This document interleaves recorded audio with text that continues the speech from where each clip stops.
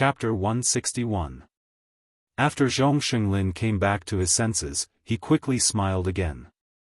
Obviously, he had come prepared this time. "Miss Pei, don't you like the research institute in our country?" Zhong Xinglin asked with a smile.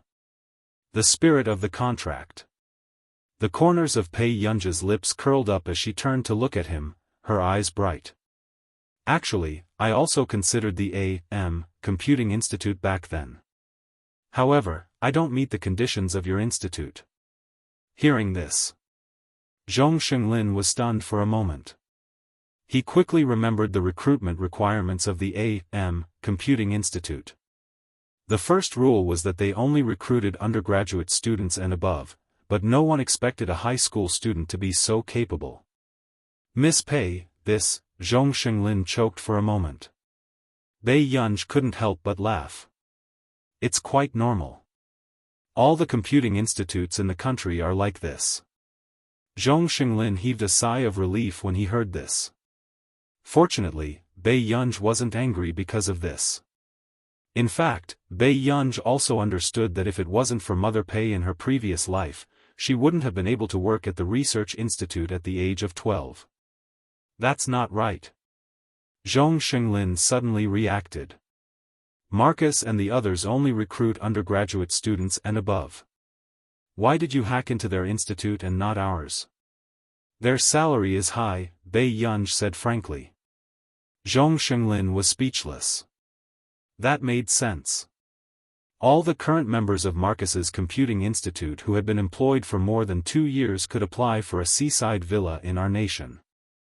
However, according to Marcus's bragging in the group last time, Bei Yunj was already teaching interns. In that case, Bei Yunj was already qualified to apply. No. He couldn't let Bei Yunj have the idea of emigrating. But Miss Pei still has her studies to complete in the country. She shouldn't be planning to go abroad in the next few years, right? Zhong Xinglin smiled and said, "If that's the case, it's actually not convenient for Miss Pei to sign with Marcus and the others." Bei Yunj raised his eyebrows and asked, "What do you mean, Elder Zhong? Why don't you be A.M.'s foreign aid?" Zhong Xinglin smiled. Since he could not poach her directly, he would wait for an opportunity to build a good relationship with Bei Yunj first. "Foreign aid?"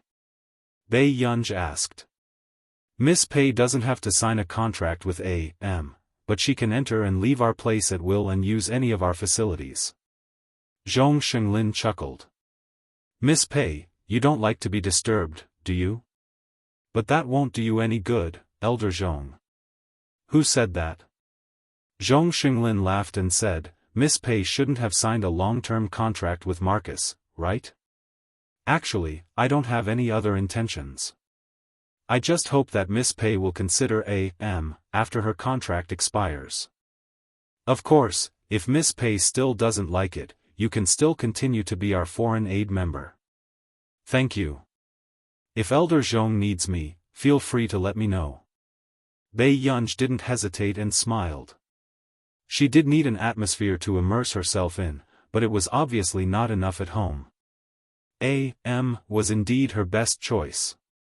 "Then it's settled." Zhong Xinglin couldn't stop smiling when he heard this. "Okay." Bei Yunj nodded. Soon. Zhong Xinglin watched Bei Yunj leave and hurriedly called Marcus. A few minutes later, the call went through. Zhong Xinglin hurriedly hid the smile on his face and coughed lightly.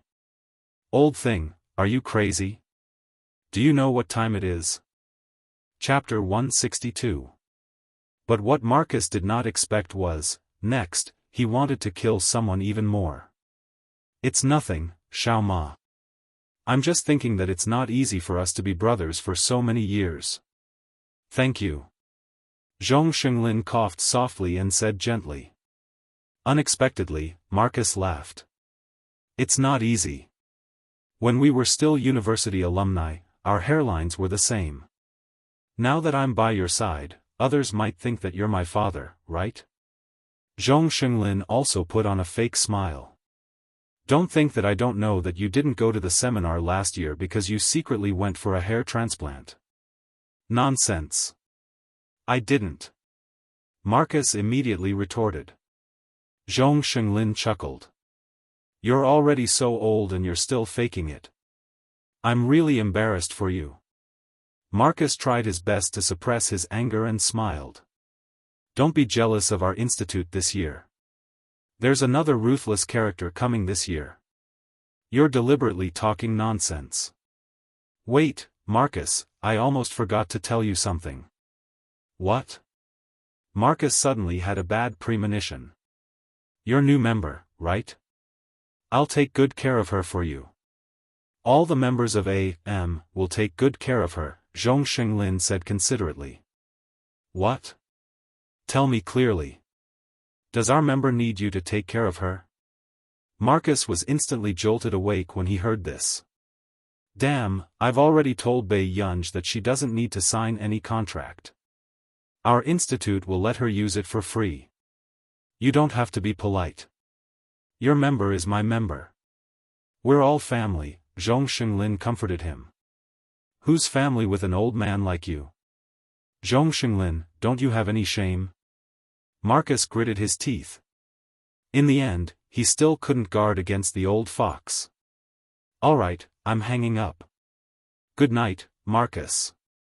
Zhong Shenglin hung up the phone with a smile. He felt refreshed and refreshed. Who asked him to show off every day? He had finally vented his anger today. However, Marcus, on the other hand, was no longer sleepy. He wished he could buy a plane ticket right now to murder Zhong Shenglin. Good man, just you wait. Don't think that I can't deal with you just because you're hiding in country A. Marcus quickly got out of bed and opened his mailbox. When he saw the report in country A and Zhong Shenglin's name, he immediately replied to the email. After doing all this, Marcus beamed with joy. Surname Zhong, pray that you can survive the next month. Until the next day. When Bei Yunj returned to school, she found out that something had happened to her again yesterday. Early in the morning, the head of teaching was waiting for her in class. Bei Yunj, you have the right to not work hard. But as a high school student, you should abide by the school rules. You're not here to ruin Hengda's reputation. The dean's face darkened. When Bei Yunj heard this, he lazily glanced at Chu Zhixing and raised his eyebrows. He was asking him what was going on. Chu Zhixing stood up.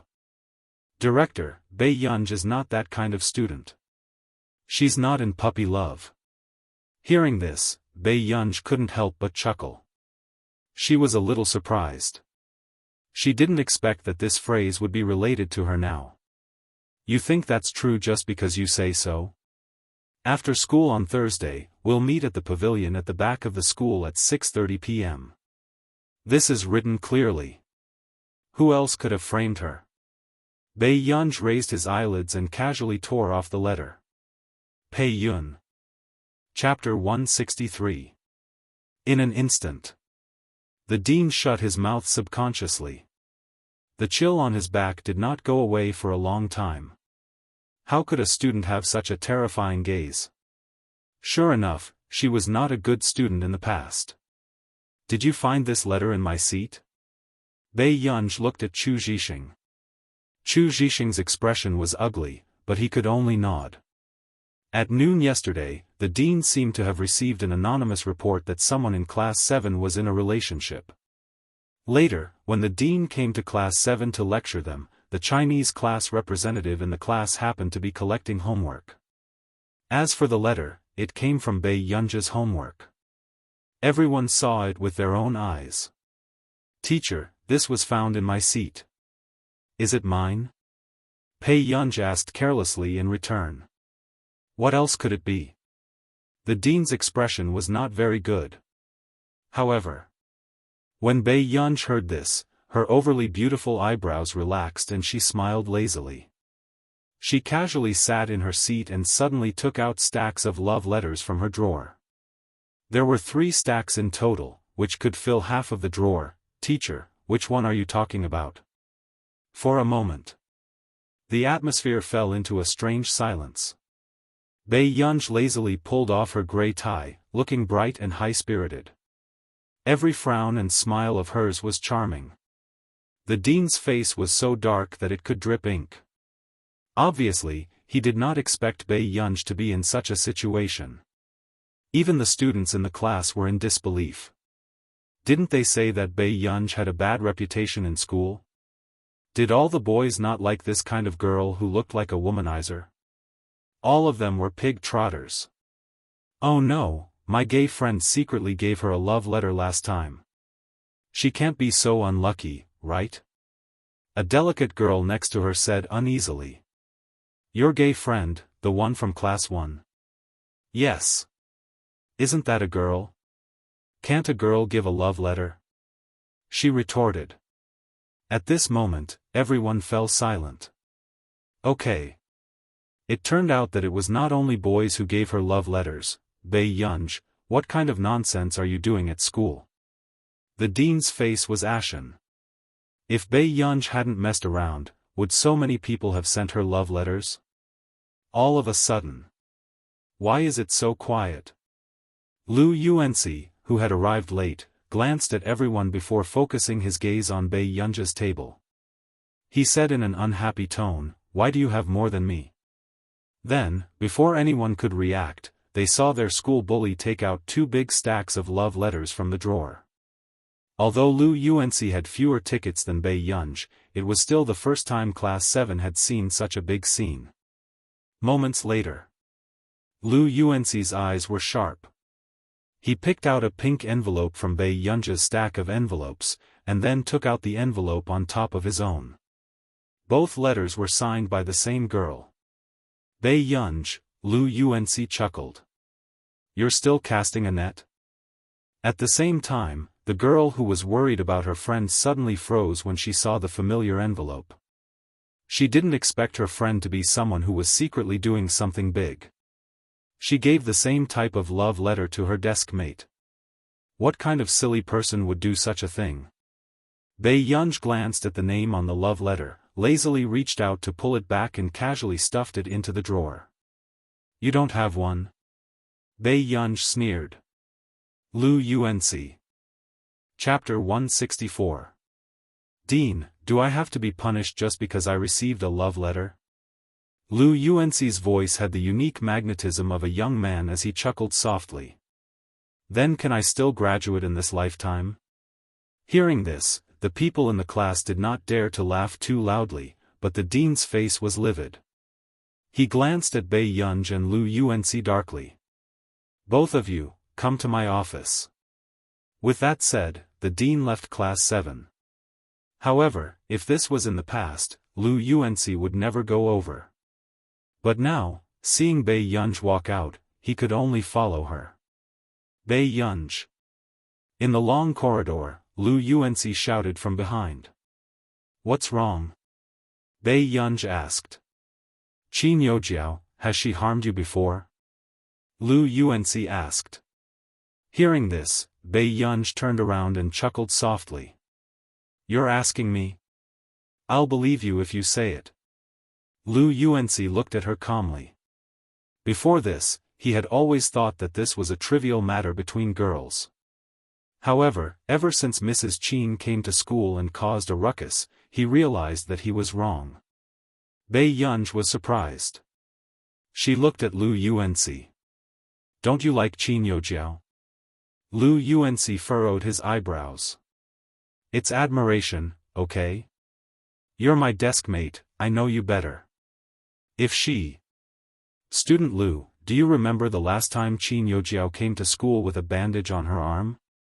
Bai Yunj's eyes curved into crescents, looking wild and playful. I did it. With that said, without waiting for Lu Yuanci to react, she walked towards the office. Bai Yunj had always been someone who did as she pleased and did not like to explain too much to others. In the original novel, Lu Yuanci had indeed fallen for Qin Youjiao, so Bai Yunj did not intend to make him believe anything. In the office. Bai Yunj had just arrived when she heard the dean call Mrs. Qin. However, the dean did not expect that the moment he mentioned Bai Yunj's name, Mrs. Qin would hang up the call very quickly without saying anything. At this moment, the dean's expression changed. However, Bei Yunja's form teacher rushed over. "Director, Bei Yunj just started class today. Why don't I take her first?" Before the homeroom teacher could finish her sentence, she was interrupted by the dean. "If you didn't spoil her, she wouldn't be so arrogant. Hunga's reputation is going to be ruined by her alone. Ignorant and incompetent, completely unlike a student. Sir, you don't understand student pay. Actually, student pay." The form teacher explained patiently. "Cut the crap. Get her parents here now," the teaching director said angrily. The homeroom teacher glanced at Bei Yunj. When she thought of the explicit letter, she felt a little helpless. She had no choice but to take out her phone and send a message to the Bei Yunja's parents group. Class 7's homeroom teacher. "Hello, parents. I'm sorry for disturbing you. May I ask if the two of you have time to come to school at this time?" Qin Yu, yes. Qin Lang, sure. The head teacher's eyelids twitched as he carefully typed in the message. Head teacher of class 7, one is enough, Rose, Qin Lang, me. Qin Yu, what does it have to do with you? Question, Qin Lang at class 7's homeroom teacher, Teacher 1, I've already taken my keys and left the house. Seeing these messages, the homeroom teacher's heart skipped a beat, afraid that the two of them would start scolding each other. But in the next moment, the homeroom teacher saw a message notification. The group leader, Qin Yu, has removed the group member, Qin Lang, from the group chat. Chapter 165. Then, Qin Yu sent another message.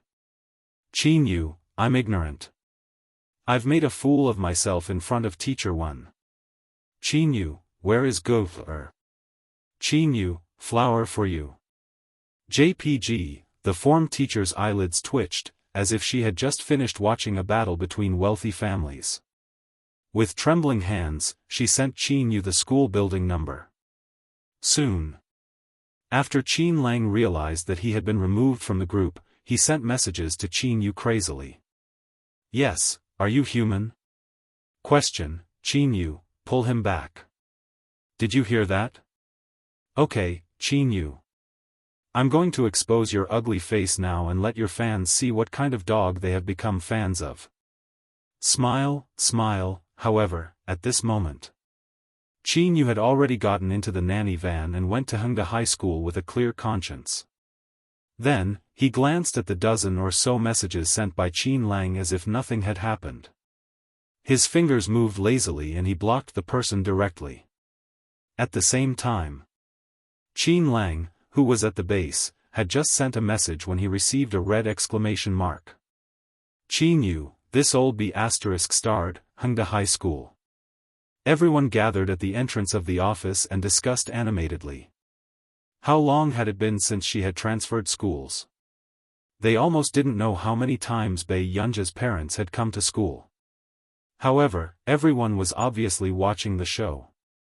Ever since Mrs. Qin publicly cut ties with her, everyone finally knew that Bei Yunj was not an illegitimate daughter, but Mrs. Qin's biological daughter. They were really curious about the attitude of the parents of a wealthy young lady towards puppy love. Not far away, at the staircase, Qin Yojiao stood beside a girl who could barely be considered pretty. Don't worry, no one will suspect you. Will we really not be exposed? The girl's expression was empty as she muttered in fear. The information in the report letter can only prove that it's a girl from class 7. No one will think that it's you. But, Bei Yunj. The girl felt guilty. Qin Yojiao interrupted her with a smile. Think about it carefully. If you don't let Bei Yunj take the blame, they will still suspect you in the end. Do you still want this semester's scholarship? Hearing the last sentence, the girl's body stiffened, her face turned pale, and her clenched fists gradually loosened. I understand. She glanced at the half-closed office door and slowly began to convince herself. It's okay. Bei Yunj did not have a good reputation. She was the daughter of the Qin family. Someone would settle everything for her. This matter wouldn't cause any trouble at all. The girl's heart was still in a mess. However, when she saw Qin Yu walking down the stairs, her eyes lit up but quickly dimmed. An unknown emotion rose in her heart. Bei Yunj was really lucky. She was born with what others envied. On the other hand, she had to worry about the scholarship every day, afraid that she wouldn't be able to save enough money for the next semester's tuition fees. Look! Was that Qin Yu? F***ck, Qin Yu is here to be Bei Yunj's guardian. What kind of godly fate does Bei Yunj have? You're not surprised, right? You didn't know that Mrs. Qin came to school to cause trouble last time, right? You didn't see how Qin Yu and Qin Lang doted on their sister. They were very fierce. What? There's such a thing? I'm envious.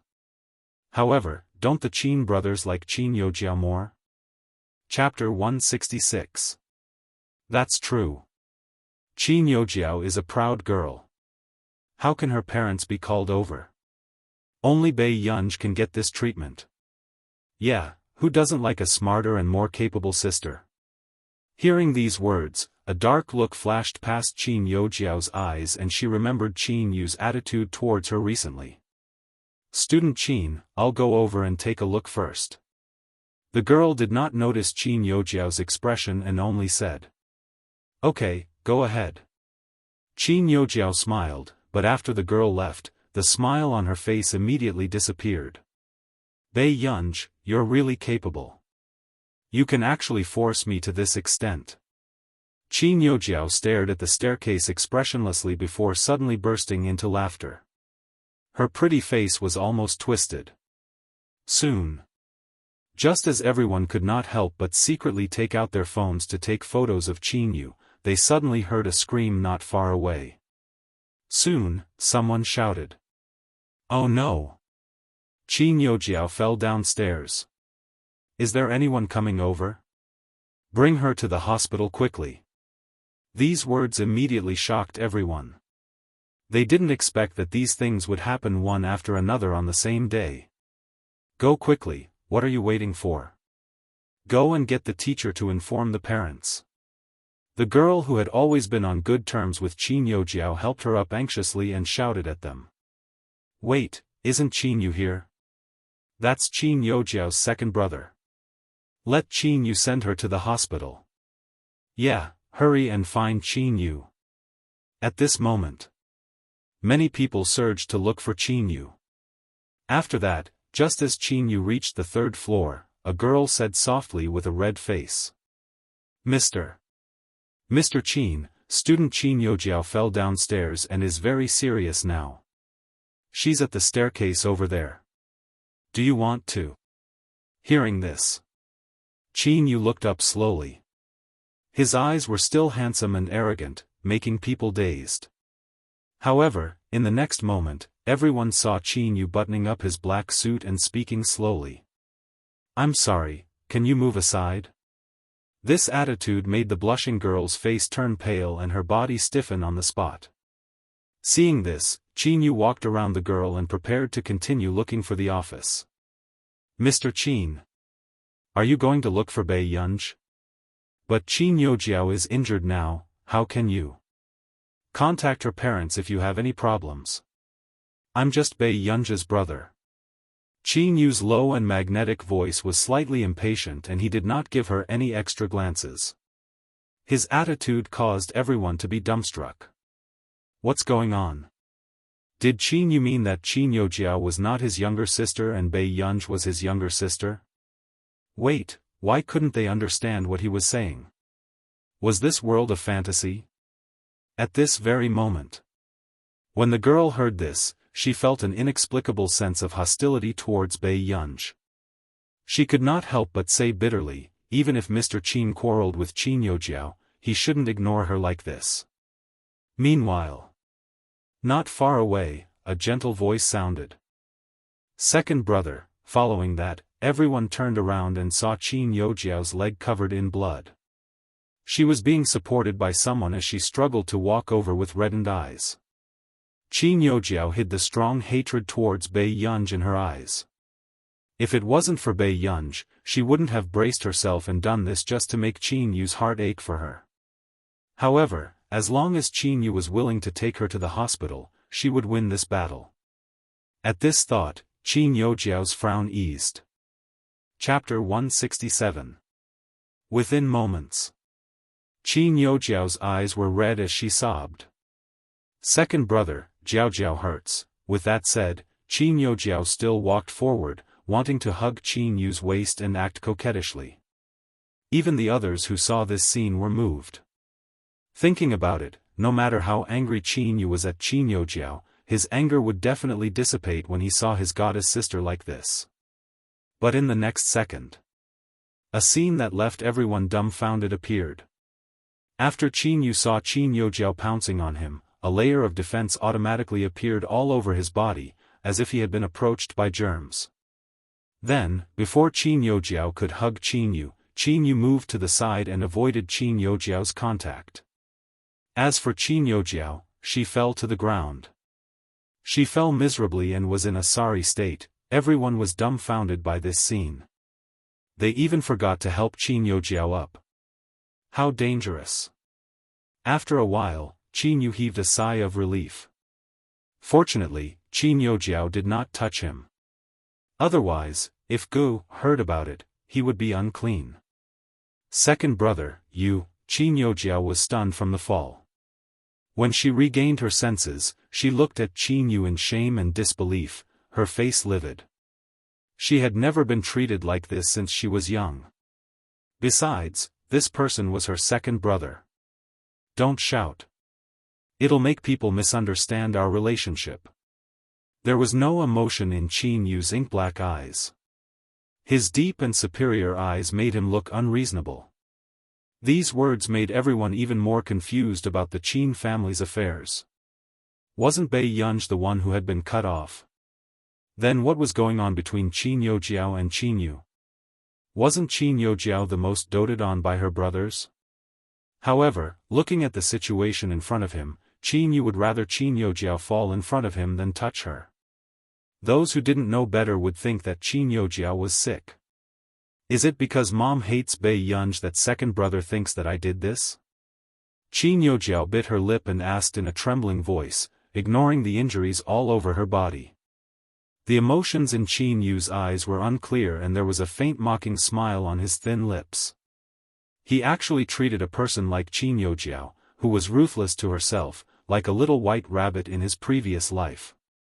However, when the others heard this, they all thought that they had heard the inside story of a wealthy family. It turned out that Qin Yojiao and Qin Yu did not have a good relationship because of Bei Yunj. Bei Yunj's methods were indeed amazing. First, she had received the Qin family's acknowledgement, and now, even Qin Yu was coaxed into submission. However, it was no wonder. After all, Qin Yu was not at home all year round and did not know anything. At a time like this, you still want to drag Gu down? Qin Yu's question made Qin Yojiao's body stiffen. Soon, tears filled her eyes again and she said aggrievedly, "Second brother, I didn't." Suddenly, the door of the office beside her was pushed open and the teacher was shocked when she saw Qin Yojiao lying on the floor covered in blood. What's going on? Everyone was silent.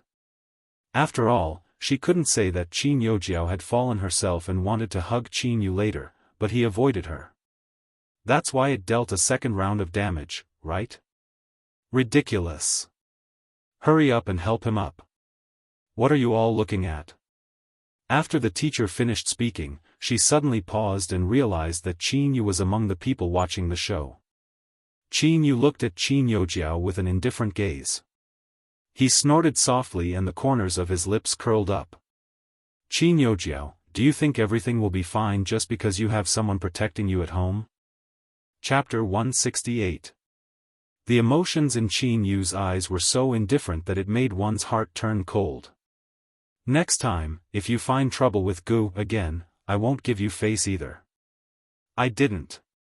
Qin Yojiao's eyes widened, but her heart was filled with fear. Qin Yu snorted. Isn't it very clear if you did what happened in the forum? Hearing this, Qin Yojiao felt as if she had been splashed with ice water and the coldness seeped into her bones. However, very quickly, the teacher helped her up and interrupted everyone's thoughts. "What are you all looking at? Is there anyone who can help her? Send her to the hospital first." At this moment, Qin Yu did not want to waste time on Qin Yojiao. He tidied his clothes and walked into the office.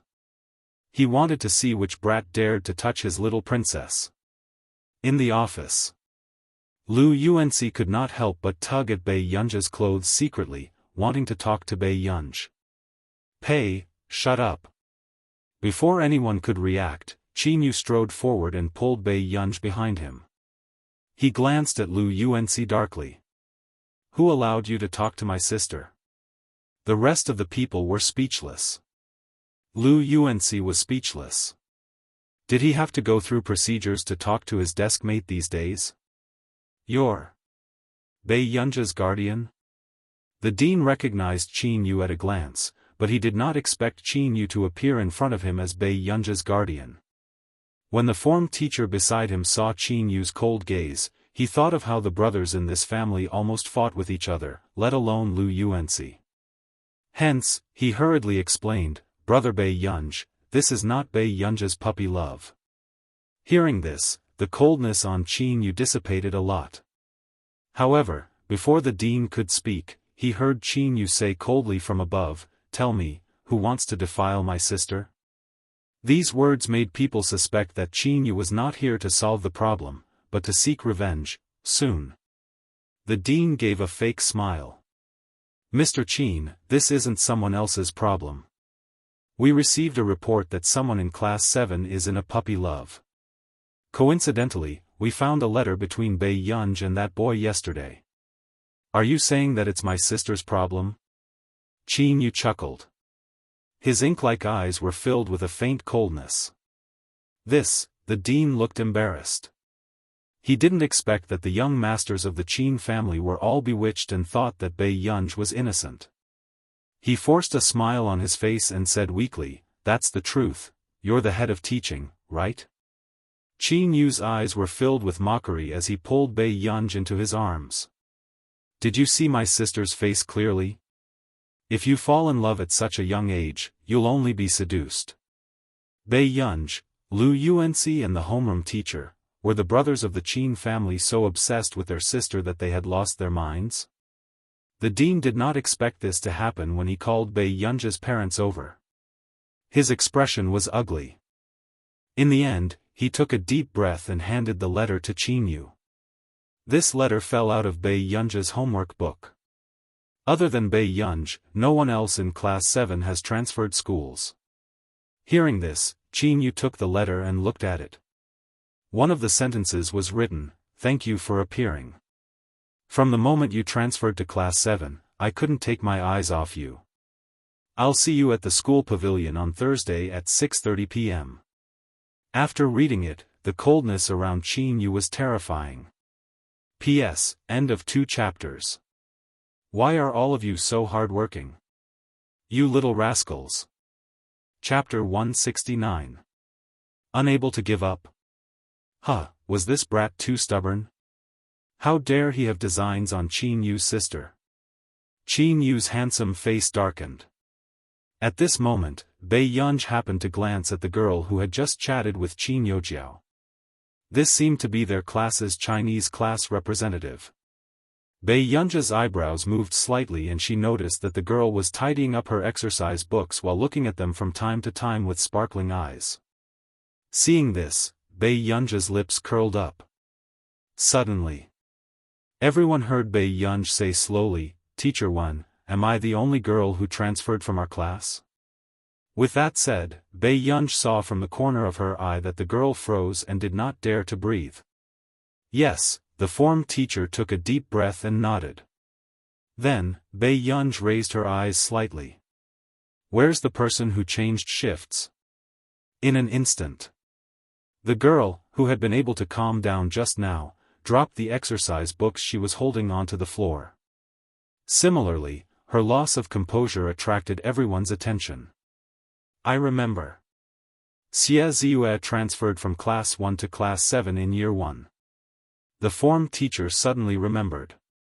Teacher 1, are you suspecting me?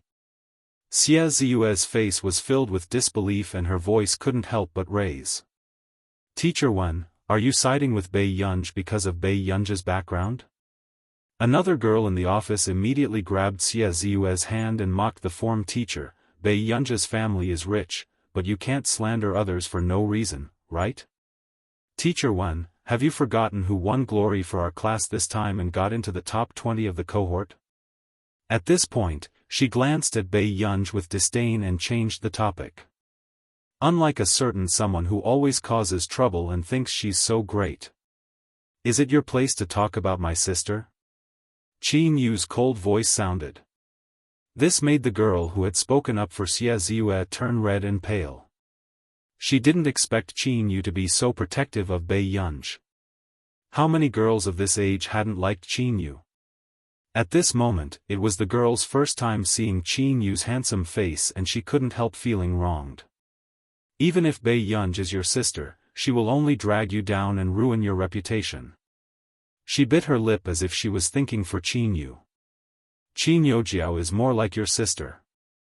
You don't have to do it for Bei Yunj. Suddenly, Qin Yu snorted softly. His magnetic and sexy voice was filled with extremely cold disdain. So what if I have a good reputation? Can you compare to half a strand of my gu? These words.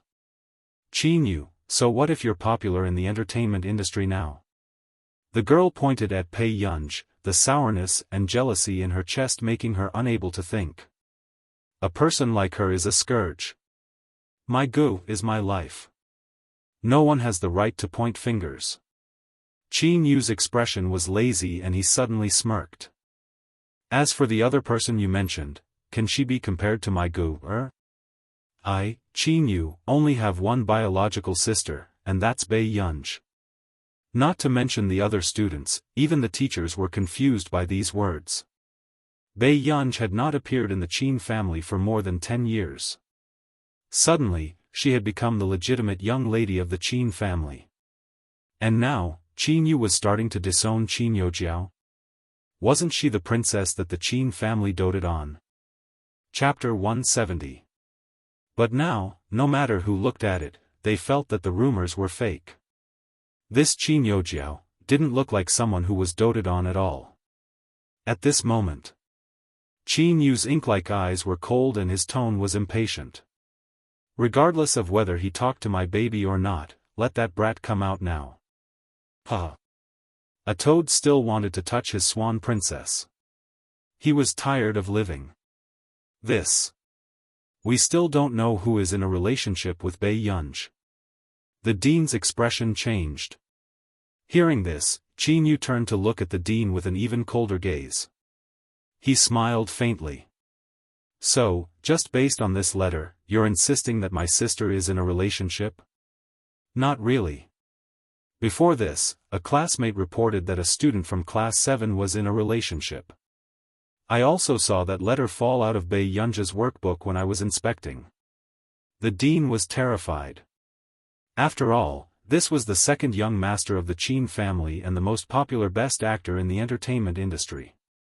Dean, the situation is not clear yet. We can't say that this letter is from Bei Yunj, the form teacher couldn't help but say. Teacher 1, you mean that I'm the one in a relationship? Xie Ziyue suddenly became agitated. She covered her lips with both hands and her shoulders trembled slightly. It was as if she had suffered a great grievance. The form teacher was speechless. Teacher 1, as teachers, we need to be fair. The dean suddenly said in a low voice. In his opinion, Bei Yunj was ignorant and incompetent and would only cause trouble. However, Xie Ziyue was different. She was the one who received the scholarship every year and was even the vice-class monitor of Class 7. She was a typical good student. Between the two of them, Bei Yunj was the only one who was in a relationship. The form teacher's lips moved, but in the end, he could only say, Dean is right, Bei Yunj, didn't you refuse to admit it? Then explain yourself and make us believe you. The dean's tone was stern. Whether I admit it or not has nothing to do with whether I need to explain or not. She chuckled lazily. You. Also, Dean, do I need to hide my relationship? Bei Yunj seemed to be stating the truth casually. For a moment, it was hard to refute him. After that, she sneered and tapped the table with her fingertips. If that's really the case, how embarrassing would he be for me? How could he be so unpresentable? Lu Yuanci couldn't help but burst into laughter when he heard Pei Yan's unique words. However, after laughing, he felt Qin Yu's dark gaze from the side. Lu Yuanci, as expected of his brother, his sense of danger was extremely strong. The dean flew into a rage out of humiliation. Bei Yunj, don't be unreasonable. Hengda's director is so capable now. Qin Yu's cold voice sounded slowly. Suddenly, the dean's expression changed. No. Mr. Qin, you misunderstood. My Qin family has invested a lot in Hengda this year. It's more than enough to change the teaching director for the second year. Qin Yu's words immediately made the dean's face pale. The rest of the people did not expect Qin Yu to threaten someone in public for Pei Yunj. Bei Yunja's thin eyelids moved, and after glancing at Qin Yu, she remained silent. Suddenly, Xie Ziyue spoke. I remember that before. Ren Pengfei often came to our class. She gritted her teeth. Chapter 171. However, her friend froze when she heard what Xie Ziyue said. Didn't Ren Pengfei come to class 7 often to look for Xie Ziyue? The girl stared at Xie Ziyue with wide eyes and suddenly remembered the ambiguous relationship between Ren Pengfei and Xie Ziyue. So this letter was not from Bei Yunj, but from Xie Ziyue? But then, when the girl came back to her senses, she looked at Xie Ziyue with a complicated expression. Finally, she lowered her head and chose to remain silent. She could not testify against her friend just because of Bei Yunj. Ren Pengfei? The form teacher had some impression of this student. He seemed to be from class 1. Moreover, he was from the same school as Bei Yunj and had transferred to Hengda. However, one of them had transferred in the second semester of senior high. The other had transferred in this semester. Yes, Ren Pengfei said himself that Bei Yunj had pursued him before. Xie Ziyue turned to look at her friend. Aya was the one who told me about this. Isn't that right, Aya? Aya stiffened and nodded. Yes. Hearing this, the atmosphere became even colder. Even the form teacher felt that in this situation, it would be very difficult for Bei Yunj to clear her name. Do you know Ren Pengfei? Lu Yuanci asked Bei Yunj in a low voice. Bei Yunj was silent for a while before she pursed her red lips and said coldly, I know him. Strictly speaking, it was the original owner who knew Ren Pengfei. He was the boy from the next class whom the original owner knew when she was in high school. He was also one of the bullies who had bullied the original owner. At first, the original owner did not suffer much malice when she was in high school. But inexplicably, one day, Ren Pengfei started to pester the original owner. This caused the original owner to be looked down upon by the girls in the class. They thought that the original owner had deliberately seduced him. Otherwise, why would Ren Pengfei like her? Later, after a period of pointing fingers at her, the original owner could not take it anymore and rejected Ren Pengfei in front of everyone. But the original owner did not expect that this would be the beginning of her nightmare. Because of Ren Pengfei's instigation, everyone began to maliciously attack her and humiliate her. After recalling all this, Bei Yunj slowly rubbed her fingertips. Suddenly, Aya said, I heard that Ren Pengfei transferred schools because of a girl, right? As soon as he finished speaking, the expressions of the dean and the homeroom teacher changed. Indeed. Ren Pengfei transferred schools because he impregnated a girl in that school. Later, his father gave a lot of money to the girl's family to keep the peace. Then, he changed schools for his son. Hurry up and get Ren Pengfei here. The dean's face darkened. The students of Hengda would never allow such humiliation to exist.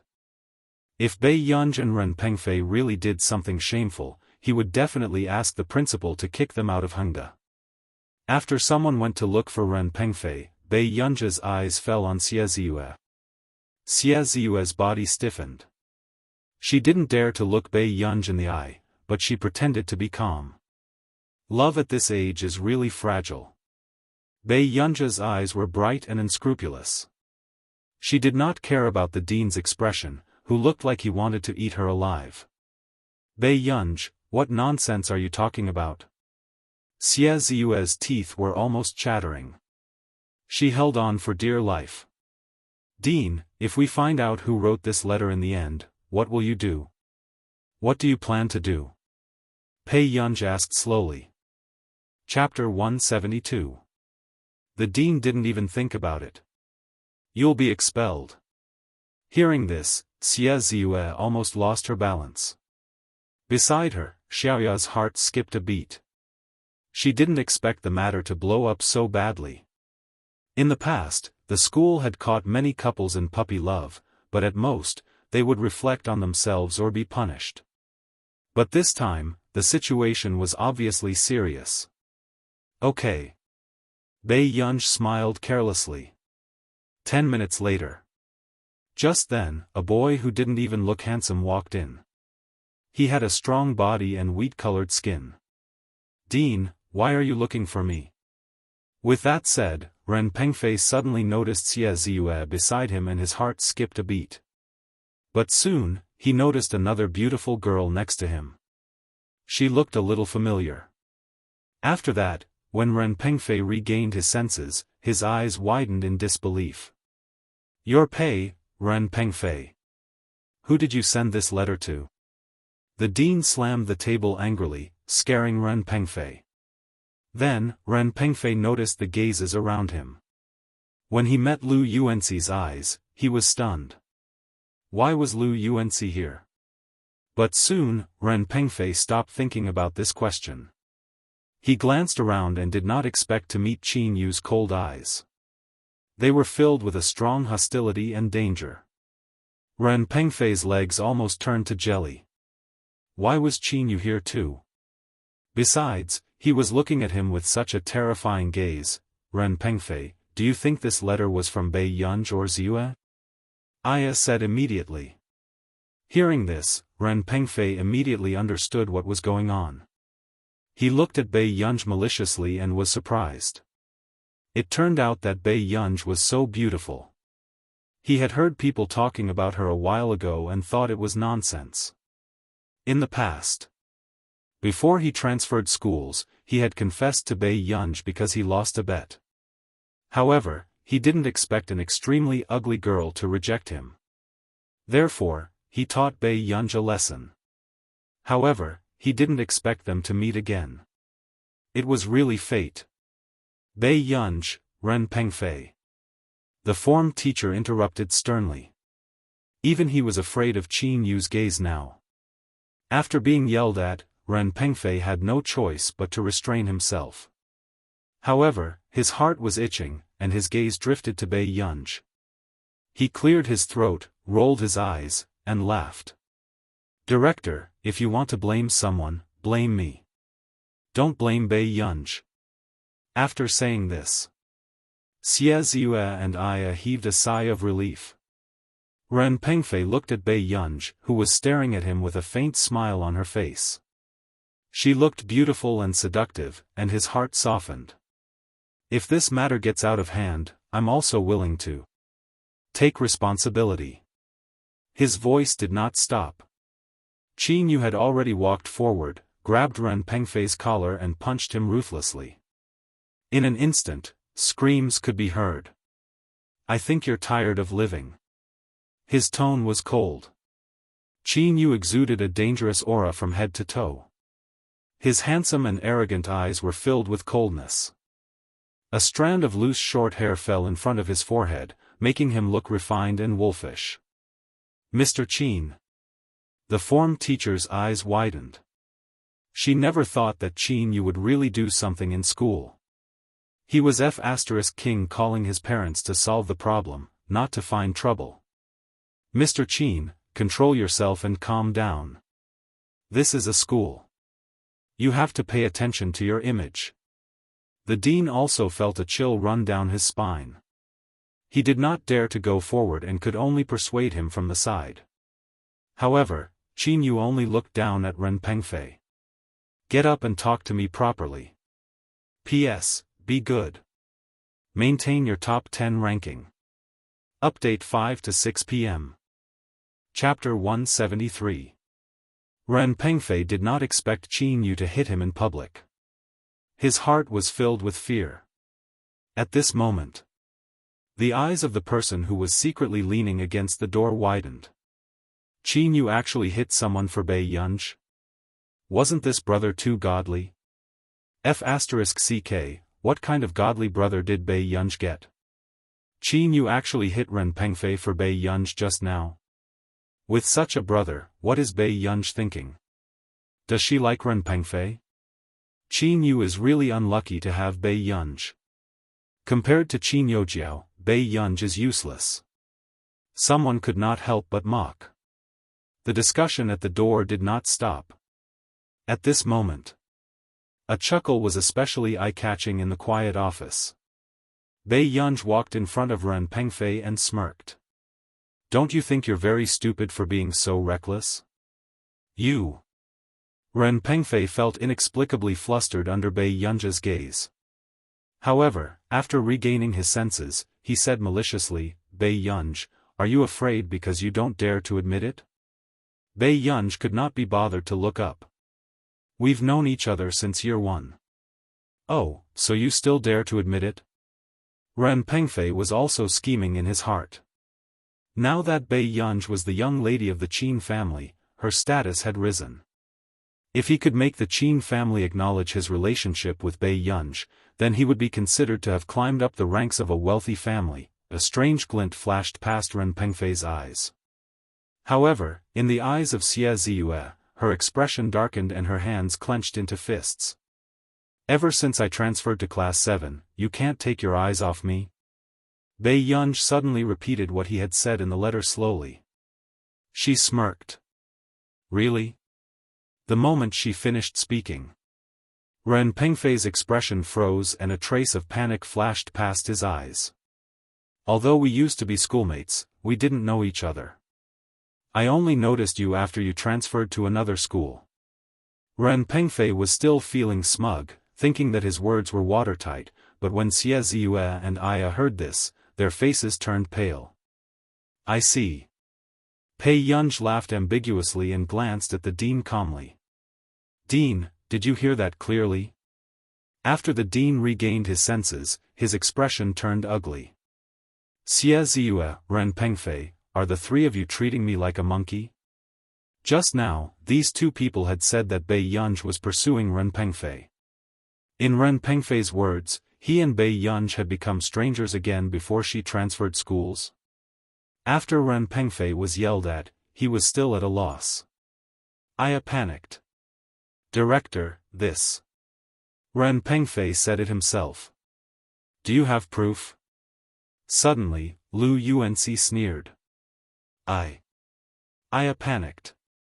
Suddenly, Xie Ziyue said calmly, Director, even if there are different versions of this matter, it doesn't mean that Bei Yunj was wrongly accused. The dean's face darkened as he glanced at Xie Ziyue. He still didn't want to believe that a good student would frame someone else. I don't think what Xie Ziyue said. It didn't make sense. Director, it's not time for you to retire yet, right? Bei Yunj asked casually. Hearing this, the dean's face almost twisted. What did she mean? Did she say that he was senile? Bei Yunj, as a student, before the dean could finish speaking, the door was suddenly pushed open. Chapter 174. Master Du, Qin Yu was stunned for a moment. He did not expect Washidu to come. Why was he here?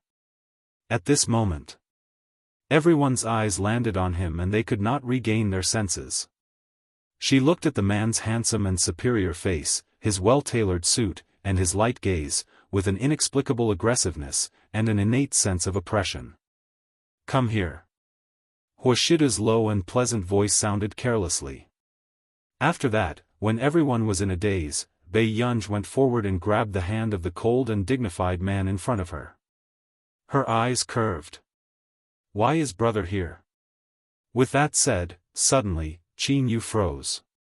He suddenly realized that Gu had not called him second brother for a long time. Huashida's thin eyelids lifted and his gaze landed on her indifferently. He stretched out his hand lazily and pinched her cheek punishingly. "Are you causing trouble again?" The man's voice was clearly lazy and indifferent, but for some reason, one could hear the indulgence and casualness in it. "I'm not." After Bei Yunj finished speaking, the dean said cautiously, "Sir, are you from the Qin family too?" "My surname is Hua." Huashida's tone was slow and unhurried. His cold and distant appearance inexplicably made people even more nervous. However, at the same time, he allowed the little girl beside him to lower her head and play with his slender hand. The sudden sense of indulgence made people feel that the air in the office had become sweet. Was this still a student's parent? Those who did not know better would think that he was a student's puppy love. At this moment, Lu Yuanxi was also staring at the man not far away and felt frustrated. He had seen this man once. So at the same time, he knew the difference between him and this man.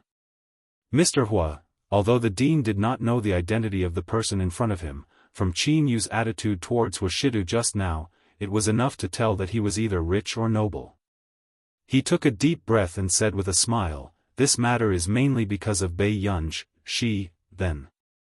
Before the dean could finish speaking, the girl with her head lowered suddenly smirked. In the next moment, Bei Yunj turned around, went around the man's waist, and hid behind him. Then, he saw her holding Huashidu's hand with one hand and the waist of his suit with the other.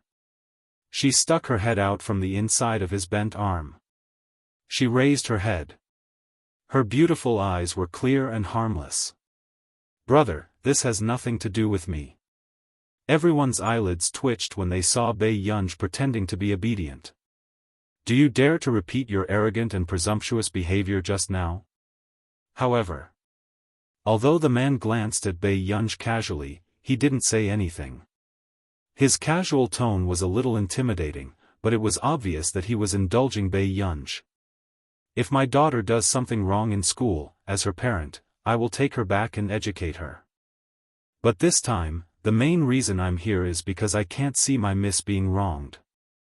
As soon as he finished speaking, the dean's expression changed drastically. Even Ren Pengfei and the other two students' faces turned pale. Qin Yu was someone who listened to her explanation just now. However, the moment this person entered, it was obvious that he wanted someone to give him an explanation. Of course. I won't let the student suffer." The dean could only put on a fake smile. Chapter 175. Brother, it's actually not a big deal. Bei Yunj, who had started to cause trouble, never disappointed anyone. He was like a troublemaker who had been spoiled by an incapable ruler. "It's mainly because the dean insisted that I'm in a puppy love." "Right, dean?" The dean was speechless. "Puppy love?" Huashidu looked up. Bei Yunj looked at Ren Pengfei and said with a smile, "Student Ren." At this moment, when he heard Bei Yunj calling him, Ren Pengfei's back turned cold. "It's you?" The man's gaze was deep and cold. The oppressive feeling landed on Ren Pengfei, making him not dare to breathe loudly. Facing such a strong and dangerous man, Ren Pengfei's legs had long turned weak. But coincidentally, then, Ren Pengfei's parents rushed over. "Pengfei, what's wrong with your face? This is too much. Who dares to touch you? I must make him pay the price." Mrs. Ren rushed over and hugged Ren Pengfei with heartache. Her tone was sharp and angry. "Who knew?" Then, Qin Yu's voice sounded slowly. "It's me." Hearing this, Mrs. Ren felt a sense of familiarity. When she turned around and saw Qin Yu's face clearly, she was stunned. Second young Master Qin. Your son is very bold. He even dares to have designs on my sister. Qin Yu's tone was cold and indifferent. Hearing this, the Ren couple finally understood what was going on. But then, Mrs. Ren forced a smile and said, "How can you blame my son for this? Then why doesn't my son mess around with others? Why does he have to mess around with your family?" Although Mrs. Ren did not dare to continue, her meaning was obvious. Mrs. Ren had the same thoughts as Ren Pengfei. A smile appeared on her face again, but she did not notice how cold the man's gaze was. Since this has happened and second young Master Qin's sister has suffered, our family will be responsible. Hearing this family's shameless words, Qin Yu laughed in anger. He turned around. Master Du, what do you say about this? Hearing this, the Ren couple turned around and saw a handsome and dignified man calmly flipping the silver lighter in his hand. The crisp sound was accompanied by a sense of coldness. His expression was so dark that it was hard to tell what he was thinking. Yet, he sneered faintly, "Yes, I have to take responsibility. Master. Master Du?" Not long after, Papa Ren, who had always been indifferent, suddenly felt that this address was very familiar. The next moment, Tseng Su walked in from the door and said respectfully with a smile, "Master Du, the Ren family's business partners for the past few years have been tabulated. Do you need the Hua Corporation to release the news to those partners now?" Hua Corporation, Papa Ren quivered and immediately reacted. His back started to break out in cold sweat. Was it the Hua Corporation? How could it be the Hua Corporation? Didn't Fei only offend the Qin clan? Originally, along the way, he thought that perhaps he could spread the news to let the outside world know that there was an undeniable relationship between the daughter of the Qin family and the successor of the Ren family. This way, a bad thing would become a good thing, and the Ren family would be pulled up as well. Let the Qin family suffer in silence. But now, why was the Hua Corporation here? Who had the guts to make the Hua Corporation suffer in silence? Master Du, it's the child who doesn't know any better. Please don't be angry. Papa Ren's scalp turned numb when he thought of the Hua Corporation's methods. Then. Chapter 176. At this moment, Ren Pengfei, who had been slapped by his father, was completely stunned. He covered his cheek and felt that there was blood in his mouth. He could not speak clearly. "Dad, why did you hit me? Who asked you to do such a bastard thing?" "Bastard, I'll beat you to death today." Father Ren's face was gloomy and distorted. He kicked Ren Pengfei fiercely. The people around them were shocked when they heard the muffled sound. Especially Xie Ziyue. She looked flustered. She did not expect that the man beside Bei Yunj would make the Ren family not dare to make a sound. "Why did you hit Fei?" Mother Ren widened her eyes and reached out to pull Father Ren back. However, she did not expect Father Ren to shake her off ruthlessly and push her to the ground. He said viciously, "If it weren't for you, B*tch, doting on him, would he be so lawless? If you dare to stop me again, be prepared to divorce me. Take this good-for-nothing thing and scram." Perhaps because she had never made Father Ren so angry before, Mother Ren was afraid and aggrieved. He was just a child from another family, and he actually treated his own son like this?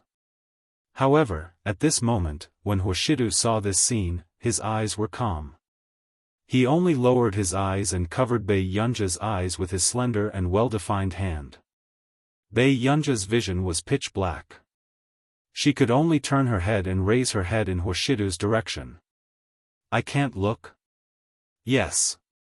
Hoshidu's low and magnetic voice flowed out from the tip of his sexy throat. Bei Yunj was not interested in the scene of domestic violence. After turning her head, she stood patiently beside the man. When Lu Yuanci saw this scene not far away, his eyes darkened subconsciously. This was the first time he saw Bei Yunj showing weakness to someone. It was also the first time he saw her being so obedient to someone. After about 20 minutes, Huashidu spoke indifferently. President Ren, it's better to restrain yourself in school. The form teacher's eyelids twitched. Why didn't you say that just now? Initially, Father Ren kept glancing at Huashidu several times, hoping to hear Huashidu stop. Now that everyone was lying on the ground, unable to stand up, this person finally spoke. This bastard only knows how to cause trouble for me. Master Du, I'm really sorry. I really didn't think that he would do such a thing. Papa Ren's words sounded as if this was Ren Pengfei's first time committing a crime. Then, he said flatteringly, Master Du, don't worry. In order not to make Miss unhappy, I will immediately complete the transfer procedures. Huashidu put down his hand that was covering Bei Yunja's eyes. As a parent, I don't want any stain on my daughter's reputation. After Huashidu finished speaking, his cold gaze glanced at the dying Ren Pengfei on the ground. It was obvious that Huashidu was referring to him. Ren Pengfei trembled when he sensed Huashidu's gaze. He pointed at Xie Ziyue and said in a trembling voice, Father, I've never been in a relationship with Bei Yunj. My girlfriend is Xie Ziyue. Really, believe me. What? You idiot, why didn't you say so earlier? Papa Ren widened his eyes. Ren Pengfei was at a loss for words. Mama Ren's heart instantly ached and she turned to look at Xie Ziyue ferociously. She went up to Xie Ziyue and slapped her, as if venting her anger. Little vixen. How dare you seduce my son? Chapter 177. Xie Ziyue's head was buzzing from the slap. At the same time, she was frightened by Mama Ren's fierce aura and pushed back in fear. I didn't, not yet. Mama Ren grabbed Xie Ziyue's hair and slapped her left and right as if she was venting her anger. Was it your idea, you little vixen? If you didn't instigate him, would my son have done such a thing? Now that she knew that the man beside Bei Yunj could not be provoked, Mama Ren only dared to bow to him and step on him. Fortunately. Not long after, the form teacher went up and pulled her back. Her face was accidentally scratched by Mama Ren. As for Xie Ziyue, her originally fair and clean face was already red and swollen. Her wounds were bleeding, and her crying appearance was even more tragic. Seeing this situation, Bei Yunja's eyes were cold. She only glanced over indifferently. Master Du, look at this. Papa Ren's face was still full of smiles as he nodded and bowed. Actually, it's just a misunderstanding. After I transfer the child to another school, he won't be an eyesore to Miss anymore. What do you think? There's no need to transfer schools. Huashidu put the silver lighter back into his trouser pocket. Our Yunyun is very noisy, but she's still a girl. The man took a wet wipe from the coffee table and held Bei Yunja's hand. He slowly wiped her palm clean, gentle and indulgent. Since the Ren family also has business in other cities, it's not bad to develop in other cities. As soon as he finished speaking, Papa Ren's expression changed. Master Du, their Ren family had relied on Yun Cheng's rapid development and good opportunities to develop quickly. However, if they were to go to other places, it would be difficult for the Ren family to advance. President Ren, there are consequences for everything you do. Huashidu's thin eyelids did not move. His noble and handsome eyes were still unreasonable. As for your son, this is just a conflict between children. It won't affect the relationship in the industry. After sending him abroad for 6 to 7 years, he will learn to be obedient. As soon as he finished speaking, Papa Ren's pupils constricted violently and his face turned ashen. Mama Ren almost fainted when she heard this. Huashidu's words sounded like he did not intend to fuss over it. However, the underlying meaning was clearly telling Papa Ren that if the Ren family did not follow his instructions, then it would no longer be a conflict between children. It would affect the Ren family's lifeline. After Papa Ren left, Bei Yunj also returned to the classroom. Qin Yu thought for a moment and his eyes landed on Huashidu. Master Du, when did you have such a good relationship with my Gu-er? Those who did not know would think that Huashidu was his Gu-er's biological brother. At the thought of Bei Yunj calling Huashidu brother sweetly when she saw him, Qin Yu almost felt jealous. Didn't you ask me to take care of her? The handsome man said casually. Qin Yu thought for a moment. He seemed to have told Huashidu this before. However, he did not expect Huashidu to really listen. Brother, you're really something. I'll treat you. I have something to do, so I'll go back to the company first. Before Qin Yu could finish speaking with a smile, Huashidu glanced at his watch and left. Qin Yu, half an hour later. Sitting in the nanny van, Qin Yu saw more than 10 calls from Qin Youjiao. He sneered. There was only coldness in his eyes. Then, he picked up the phone. Chapter 178. Hearing Qin Youjiao cry sadly, Qin Yu did not waver at all. In fact, impatience even appeared in his arrogant eyes. Are you done? Second brother, I'm the one who grew up with you. Qin Youjiao hid the unwillingness in her eyes and sat on the bed, her voice only sobbing. I also hope that my Gu-er wasn't adopted wrongly from the start. Qin Yu's words made Qin Youjiao's heart turn cold. All of this belongs to Gu-er. Second brother, you. Qin Youjiao opened her mouth. I've already found the information of the users who slandered Gu-er on the forum.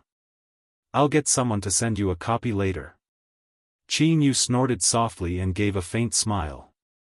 Mom looked for me recently because of this evidence, right? In that case, Qin Youjiao, I'll give you a chance. Think about it carefully. Do you plan to reveal your true identity or this evidence? Choose one of the two. In an instant. Qin Youjiao shuddered all over.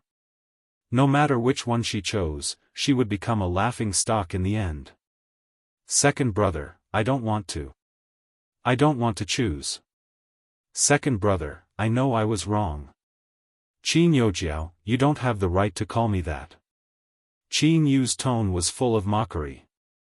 Okay, I don't want to talk nonsense with you. I hope the answer to choosing one of the two today will appear.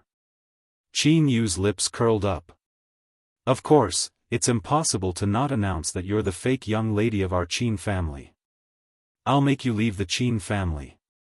If he didn't know Mrs. Qin's temper, she might have done something to Bei Yunj because of Qin Youjiao. He wouldn't let Qin Youjiao jump around until today. But no matter what, Qin Youjiao was a scourge. He had to throw this time bomb out of the Qin family as soon as possible. Qin Yu fell into deep thought. The entire morning. The news of Ren Pengfei being taken away on an ambulance and Bei Yunja's 2 older brothers arriving had spread throughout the school. F***ck, Qin Yu is really handsome. My legs almost turned to jelly.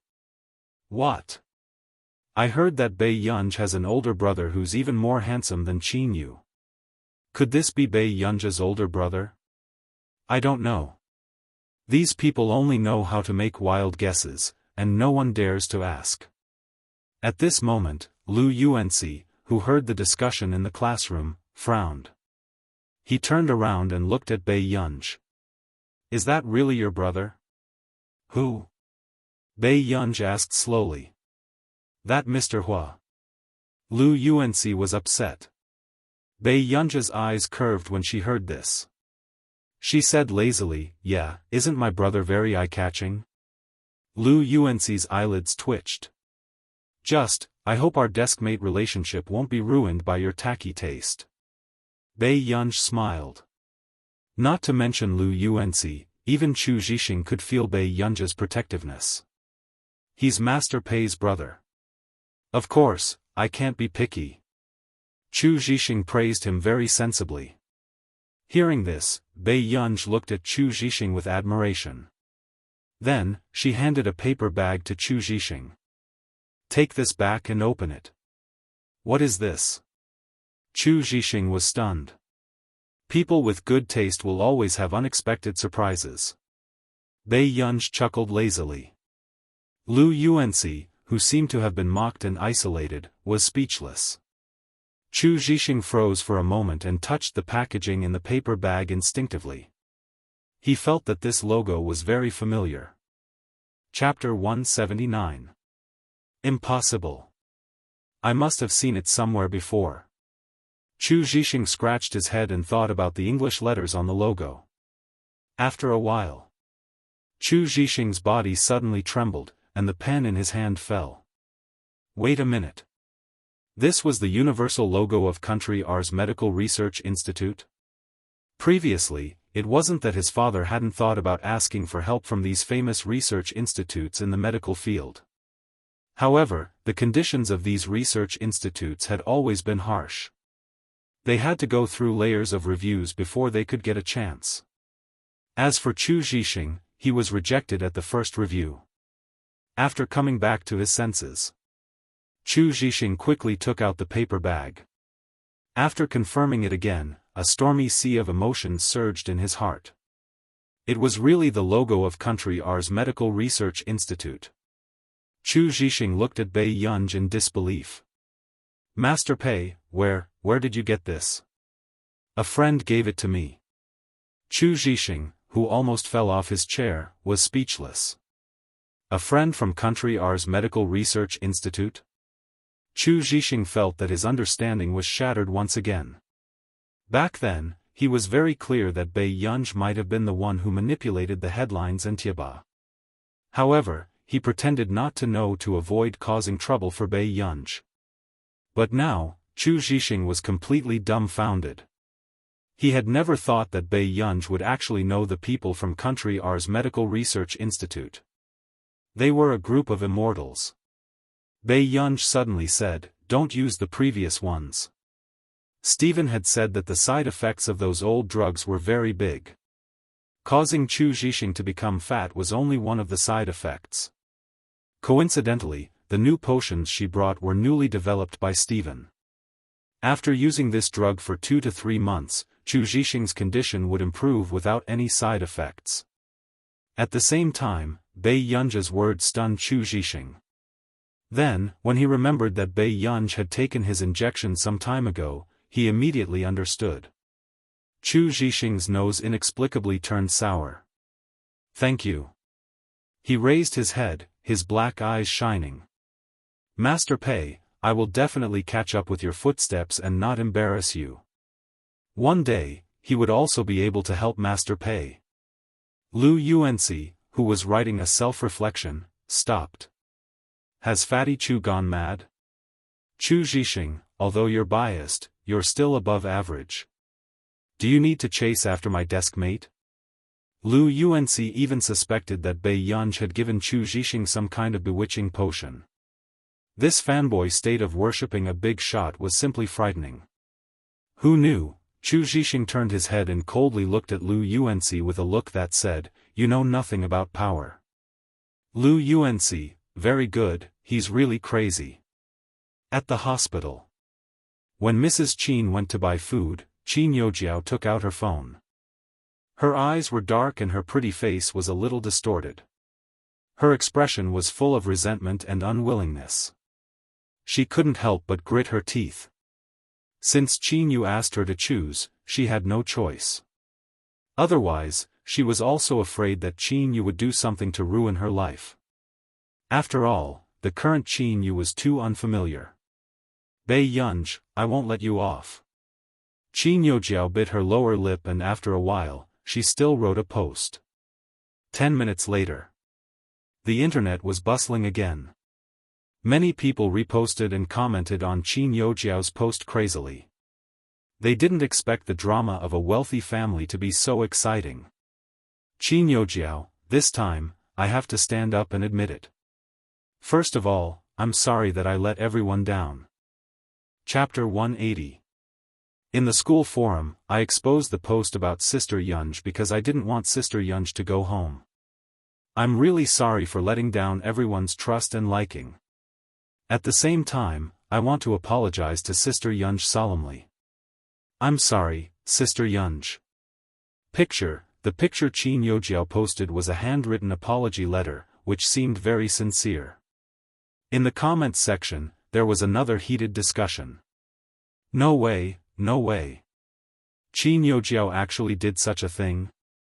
Is she afraid of threatening her position in the Qin family? Let's not talk about the past. The future is promising. Jiao Jiao is very good. She took the initiative to admit her mistake, hug Jiao Jiao. You can't do this again, pitiful. I still think that Bei Yunj has something to do with Qin Yojiao being able to do such a thing. She made Qin Yojiao self-destruct so quickly. Bei Yunj is really capable. I'm a student of Hengda High School. I'm also very shocked that the person who posted this is Qin Yojiao. But isn't it true that Bei Yunj sucked the blood of the Qin family? Picture, soon. Qin Yojiao's fans started to control the comments and the public opinion gradually reversed. Bei Yunj took her grandmother to the best restaurant in Yuncheng for a meal. I wonder whose money she took to be filial. Grin, I don't want to say anything else, but Qin Yojiao is still in the hospital. Can't Bei Yunj be a human? Must she force her to her death? Oh my god, Bei Yunj is indeed not a simple character to be able to return to the Qin family. The once doted young lady of the Qin family is now being forced to such a state. Pitiful, I only realized now that it's really good to be a public figure. There are fans who control the comments. The one who was apologized to even has to be scolded. Grin, because Qin Yojiao had many die-hard fans, the comments section was soon filled with fan control comments. Even those sarcastic comments about Bei Yunj were deliberately liked by the fans and became trending. And Bei Yunj was even compared to Qin Yojiao. Even director Lin, who was photographed by a student last time, became a cold and greedy leech in the words of fans and righteous passers-by. After scrolling through these comments, Qin Yojiao heaved a sigh of relief and gradually felt smug. Although this incident had caused a small number of fans to leave, and there were even more haters. But it was worth it to trample Bei Yunj to this extent. However, half an hour later. Backstage. Brother Yu, Qin Yojiao, whom you asked me to keep an eye on, has already posted something. The assistant handed Qin Yu a bottle of water and passed him the phone. Hearing this, a mocking look appeared in Qin Yu's eyes. It seemed like this Qin Yojiao knew how to make a choice. However, after Qin Yu scrolled through a few comments, his handsome face gradually darkened. The smile on Qin Yu's lips was cold. She really knows how to gain sympathy. Most of the comments section was actually scolding Bei Yunj. He reprimanded Bei Yunj for sucking the blood of the Qin family. His words were extreme. Brother Yu, did you quarrel with Miss Qin? The assistant asked cautiously. It was his first time seeing Qin Yu treat Qin Yojiao like this. Besides, it was for that new younger sister, who had never appeared before. Qin Yu snorted and threw the mineral water bottle to the assistant. Don't mention her to me. Then, Qin Yu sat down. Before the assistant could ask again, he saw that he was editing a post. Brother Yu, you. The assistant's eyes widened in disbelief. Chapter 181. If it was really just siblings throwing a tantrum, Qin Yu wouldn't have done such a thing. It was obvious that they had broken up. The assistant was dumbfounded. However, even if Qin Yu did something that might affect his reputation, he didn't dare to interfere. After all, this person was Qin Yu. Soon, the internet exploded again. Everyone saw that Qin Yu had posted a post personally. Qin Yu, in the past 17 years, the kindness of raising me is greater than the heavens. As her elder brother, I owe Director Lin a thank you. Director Lin taught me very well and she has always been beautiful. Love and brightness, kindness will last forever. Picture. The picture was a photo of Qin Yu and the old lady taken a few days ago. The moment this post was posted, everyone thought of Qin Yojiao's post. Wasn't Qin Yu obviously responding to Qin Yojiao? This slap to the face was too ruthless. Not only did he tear apart those self-righteous fans who called the old lady a bloodsucker, he even tore apart Qin Youjiao. Every word was saying that Qin Youjiao had no moral bottom line. As expected of the best actor, he never showed mercy when tearing people apart. Soon, the comments section was occupied by fans of various families. Let me take a look. Let me take a look. F***ck, is brother you domineeringly protecting his sister? Sob, my husband's photo is so good. No way, no way, no way. The two sisters are tearing each other apart and Qin Yu is standing on their side? No wonder Jiao Jiao's condition hasn't been good recently. Can the Qin family be fair? Goodbye, the Jiao fan above, is there something wrong with your brain? Your main character isn't even saying anything about the old lady and you're not letting my brother you say anything? What's the matter? Are you planning to tear us apart? Sure, we don't mind either. We can help your main character raise his status. The moment Qin Yu's fans came up, Qin Youjiao's fans were terrified. After all, who didn't know the fighting power of Qin Yu's fans? Usually, almost no one in the industry dared to provoke this group of sisters. However, it didn't take long for strange comments to appear. Why does this old lady look so familiar?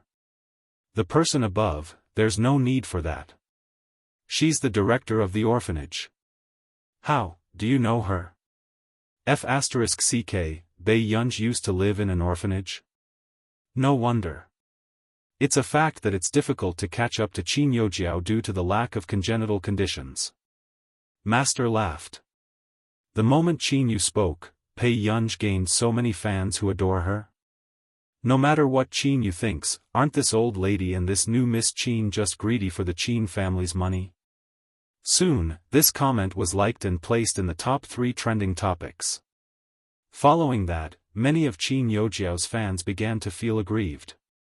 Sigh, it's so hard to chase after celebrities. As long as I'm Qin Youjiao's fan, I can't speak the truth, our Jiao Jiao is just a flower of wealth. She can't compare to other people in terms of social experience. I heard that orphanages are quite messy, upstairs, that's right. You can't imagine the dark side of children who come from an orphanage.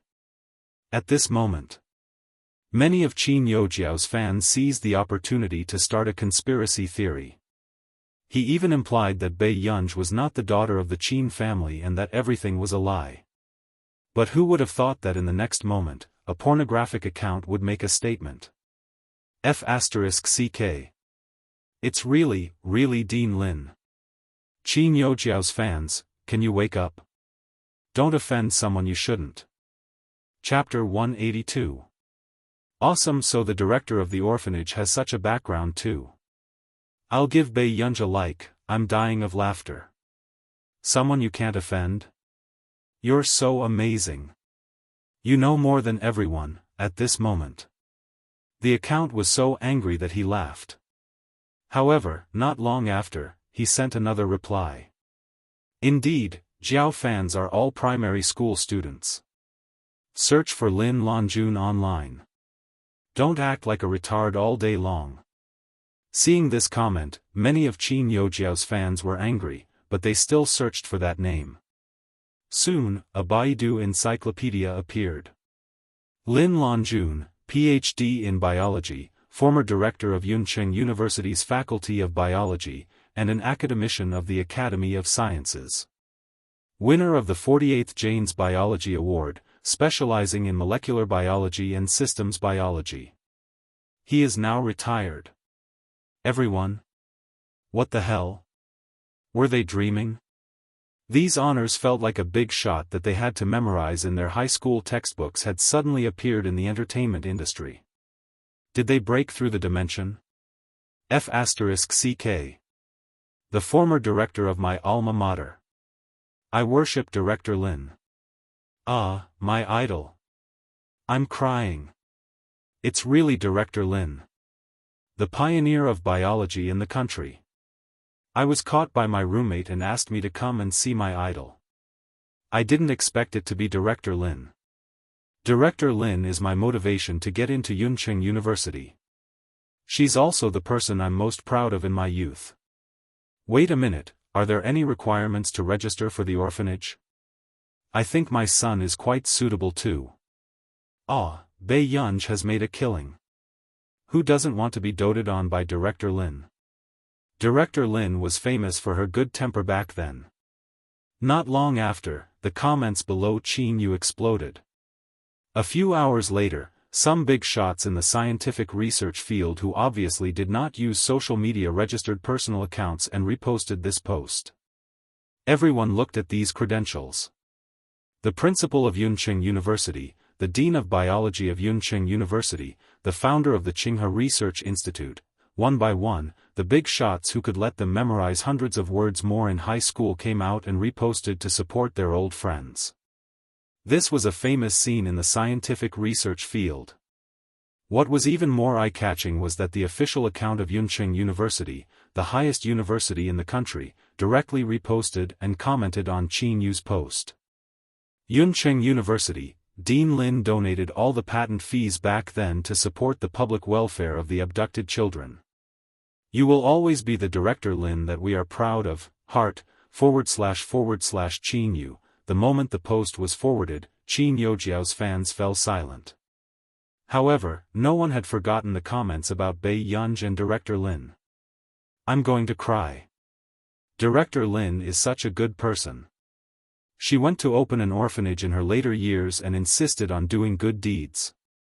Yet, she still has to be humiliated like this. Goodbye, I've turned from a fan to a hater. Disgusting. This time, it was your main character who admitted that he had slandered Director Lin. Smile, I'm dying of laughter. Ha ha ha ha ha, Yunqing University unfollowed Qin Yojiao. That's too protective. That's right. All of Qin Yojiao's fans in Yun University have automatically stopped being her fans. Who isn't Dean Lin and Du Wei? The daughter that Principal Lin raised is my daughter too. Oh no, it's my collection. No wonder I haven't seen Bei Yunja's movements. The child raised by Director Lin is so low-key. Right now, all of Qin Yojiao's fans were panicking. No one had expected such a reversal. Chapter 183. The director of the orphanage that raised Bei Yunj was actually a famous researcher? Is this world a fantasy? Because of the sudden exposure of Director Lin's identity, the public's attitude towards Bei Yunj had changed drastically. In the past, when you said that you were envious of Qin Yojiao, I really couldn't get it. But now, I'm really envious of Bei Yunj. Not to mention her brother. Can a researcher grandmother that appears in high school textbooks be more amazing? The photos that were posted on the forum don't seem to show Director Lin's face. It feels like Bei Yunj is blocking it on purpose. This is too heartwarming. Director Lin has helped the Qin family raise their daughter for 17 years. What's wrong with Bei Yunj bringing Director Lin out for a meal? Do all of you think that benefits are more important than raising her? A certain fan should come out and jump in. Why are you acting like cowards? Qin Yojiao, come out and apologize to Director Lin. Grin, at night. Qin Yojiao was still watching a drama. Not long after, Mrs. Qin pushed the door open and entered, her expression dark. Jiao, what did you post online? Qin Yojiao panicked immediately, thinking that Mrs. Qin also felt that she had gone overboard. Mom. I'm sorry. She bit her lip, her eyes red. I did something wrong. Can you forgive me? Hearing this, Mrs. Qin was angry and heartbroken. Jiao, are you stupid? Look at the headlines now. Headlines? Qin Yojiao was stunned. Weren't they all scolding Bei Yunj and that old Madame Lin? Qin Yojiao unconsciously opened the message and what entered her eyes was an unprecedented large number of private messages and comments. This made Qin Yojiao's heart tremble and she had a bad feeling. Then, Qin Yojiao clicked on it and after reading the first dozen or so comments, her face paled. How did this happen? The internet was filled with comments scolding and reprimanding her. And that ordinary-looking old lady was actually the former director of Yuncheng University? And she had received so many honors. How was this possible? Qin Yojiao's expression was dazed as her face gradually turned green and red. Mom, Qin Yojiao couldn't help crying and started to feel helpless. I really didn't know. She's the dean of Yuncheng University. Yuncheng University had always been her dream school. But now, could she still get into Yuncheng University? Mother Qin's expression didn't look too good either. She didn't expect that the seemingly submissive old lady was actually such a character. She took a deep breath and said, Jiao, when your leg is better, I'll take you to apologize to Director Lin. You must get her forgiveness. Mrs. Qin also regretted treating Director Lin like that back then. If she had known about Principal Lin's identity earlier, she would have definitely treated Principal Lin well. Perhaps, he could even get Director Lin to bring some resources to Jiao. But can Principal Lin forgive me? Qin Yojiao's eyes were filled with resentment and unwillingness. What right did Pei Yunj have to take all the good things? Even if Bei Yunj was swapped, how could she be adopted by Director Lin? Now that Bei Yunj was back, even second brother and third brother only treated Bei Yunj as their younger sister. At this moment, Mrs. Qin looked at Qin Yojiao, her heart feeling very complicated. She didn't expect Qin Yojiao to do such a thing. Seeing Mrs. Qin sigh, Qin Yojiao hurriedly grabbed Mrs. Qin's hand. She hated Bei Yunj to the core, but she cried and said with a trembling voice, Mom, I'm really afraid that she'll snatch you away. Chapter 184. Feeling helpless and heartbroken, Mrs. Qin could only caress Qin Yojiao's head. She could not bear to see Qin Yojiao being scolded like this. Don't do such a thing in the future. Mom will find someone to settle it for you. Backstage. Qin Yu read the public opinion and calmed down the shock in his heart before he started to play games. Then, suddenly, Qin Yu heard a phone notification. When he left the game and opened his personal message, he found that he had entered a mysterious and strange organization. What is it? Qin Yu opened the group chat in confusion. However, when he saw the group members' identities, the phone he was holding almost shook. The former and current principal of Yuncheng University, the Dean of Science, and the current Dean of Biology. In addition, there were several famous professors.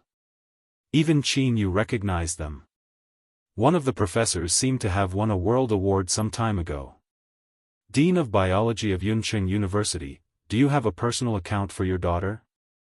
Qin Yu, former principal of Yuncheng University, Qin Yu, little Qin, if you have the chance, let your daughter come to my house to play.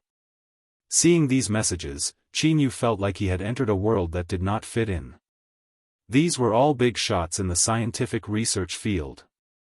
Qin Yu was shocked for a long time as he watched this group of immortals continue chatting.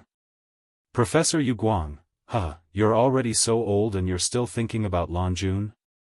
Principal of Yuncheng University, former principal of Yuncheng University, why do you care? Former principal of Yuncheng University, Dean of Biology of Yuncheng University, find a chance to get Lanjuan's daughter to enroll in our school. Seeing this message, Qin Yu thought of his GU's results and his eyelids twitched. He did not notice that another big shot had entered the group. Institute, Zhongxinglin, why didn't Lanjun tell me? Where did she find this child? After Zhongxinglin found out that Bei Yunj was actually raised by his old acquaintance, he felt even more jealous. Why didn't he encounter such a good thing? Why couldn't he find an heir? Former principal of Yuncheng University, old Zhong, don't wander around the edge of the law because you don't have a successor, okay? Institute, Zhongxinglin, the nature of the crime of picking up a child and kidnapping children was the same. Institute, Zhongxinglin, at this moment. Qin Yu had just regained his senses when he saw the new member's name card and almost stood up. Zhongxinglin? Anyone who surfed the internet would know of this old Master Zhong. This was Director Lin's friend too? Qin Yu suppressed the shock and complexity in his heart. In the end, he took a deep breath and replied. Qin Yu, Gu, doesn't have a personal account, principal of Yuncheng University, it's fine. Your daughter is going to college soon, right? Have you decided which department you want to enter? Qin Yu, he probably wouldn't be able to get into any of the faculties. Just as Qin Yu was chatting awkwardly with the big shots, Bei Yunj was preparing the information she would bring to A.M. tomorrow. He didn't care about what was happening on the internet at all. However, at this time, Marcus called. What happened? Bei Yunj leaned back in her chair and wiped her wet hair lazily. I heard from Zhong Xinglin that something happened to you online again. Don't tell me you called me specially because of this? Bei Yunj's eyes relaxed and she looked charming. Seeing that Bei Yunj ignored the comments online, Marcus heaved a sigh of relief. He said, no, I'm looking for you this time mainly because of the Qin family. Chapter 185. About the Qin family? Bei Yunj's eyes were calm and he could not tell from her tone. Your brother seems to have been looking for professionals in the computing field to work with. Besides us, he has also contacted other computing institutes and professional platforms. Hearing this, a trace of thought flashed past Bei Yunj's eyes. She did not know much about her brother, Qin Luyan. However, she remembered that the reason for the Qin family's bankruptcy seemed to be related to the company's data leak. For the company's data to be leaked, apart from being bribed, it could also be done maliciously by technicians. If it was the latter, then this was the same as the anti-fan who harmed old Master Qin back then. What conditions did he offer you? Bei Yunj asked. Marcus smiled. Everyone is well aware of what kind of conditions the rich will offer. This is nothing more than the hiring fee. However, Yunj, that's your brother. If it's for your sake, of course there's no problem. If it was before, Marcus would definitely have accepted it secretly and then told Bei Yunj to gain her favor. However, some time ago, he heard from that old fellow Zhong Xinglin about the Qin family and Bei Yunj and no longer had a good impression of the Qin family. What was wrong with them? They did not want a daughter who could bring the Qin family to the top and insisted on treating that Qin Yojiao as a treasure. Did this family use their IQ to exchange for looks? Just as expected. After a while, Bei Yunj tapped the table carelessly with her fingertips. There's no need. In the original novel, the Qin family's bankruptcy was done by an heiress who was crazily pursuing the eldest young master of the Qin family, Qin Luyan. Later, this heiress even became Qin Yojiao's good friend. So, for the time being, she could not interfere in this matter. She had to lure the snake out of its hole first. Although she did not want to have anything to do with the Qin family, she would help the original protagonist achieve her long-cherished wish after inheriting the original protagonist's body. Including solving the Qin family's crisis for the original protagonist. Yunj, do you really hate them a lot? Marcus hesitated for a moment before asking. Marcus, do you think I can't solve this matter? Bei Yunj was all smiles.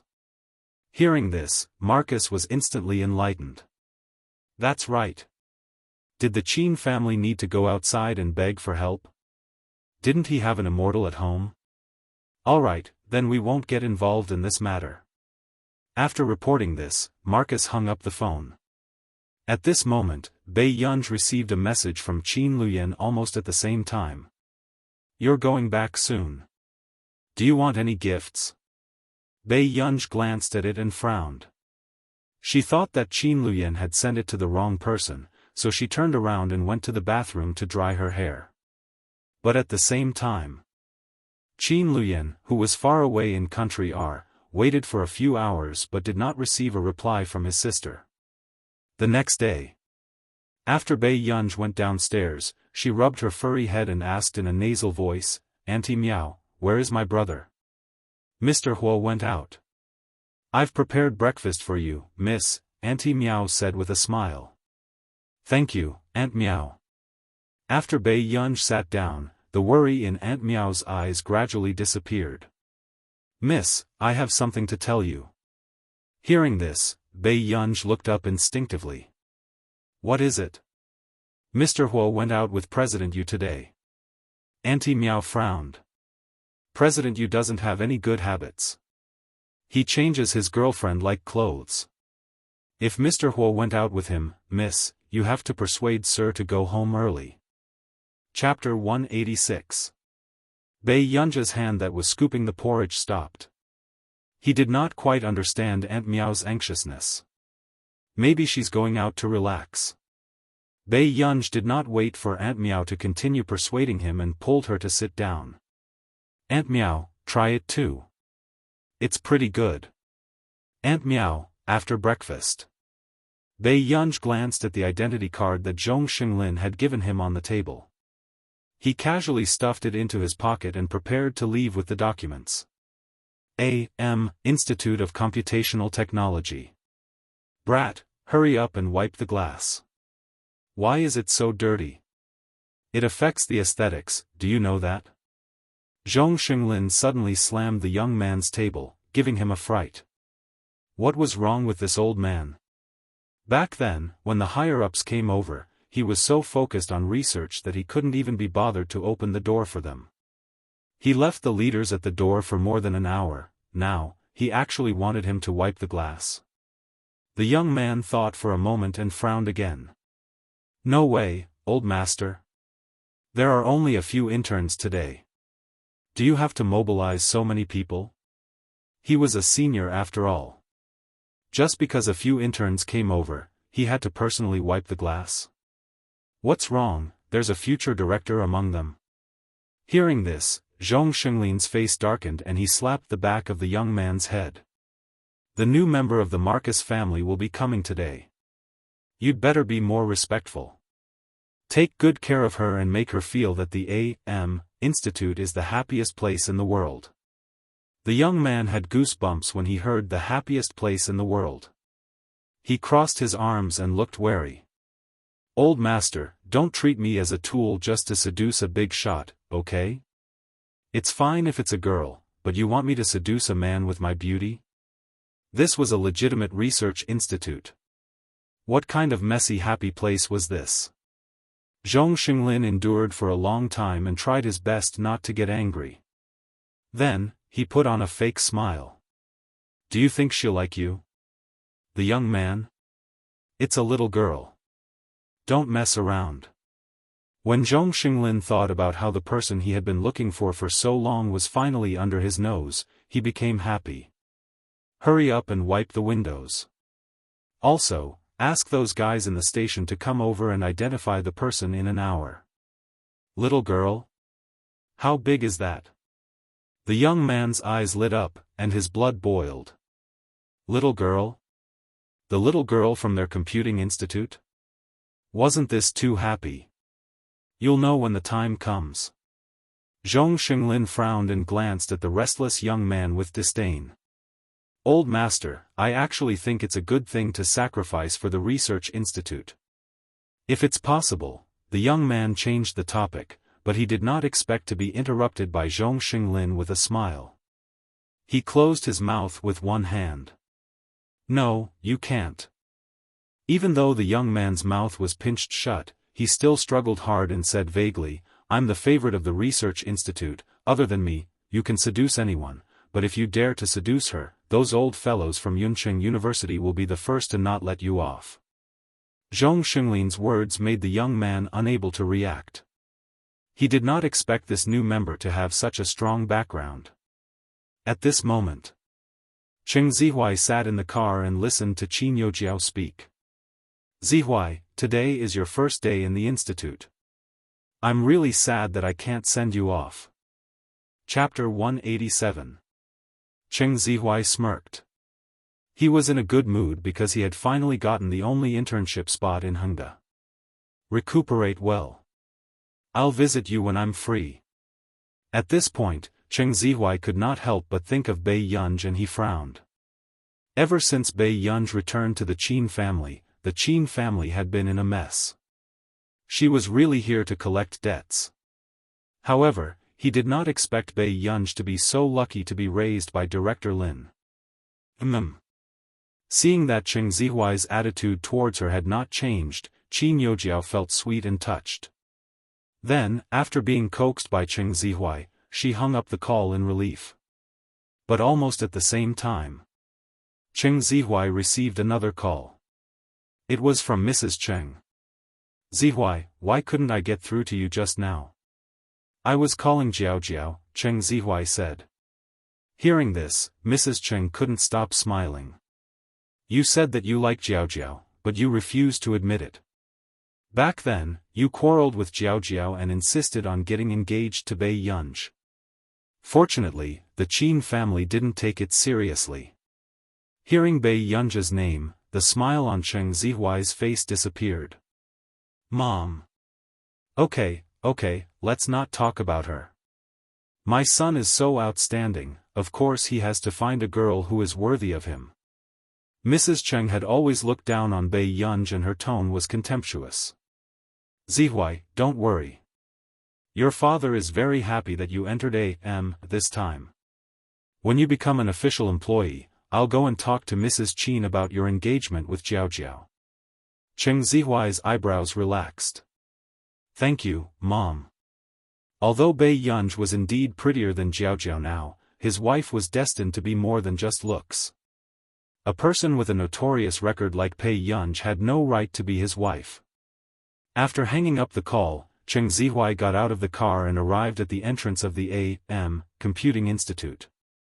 Unfortunately, the moment he looked up, he saw Bei Yunj walking towards him.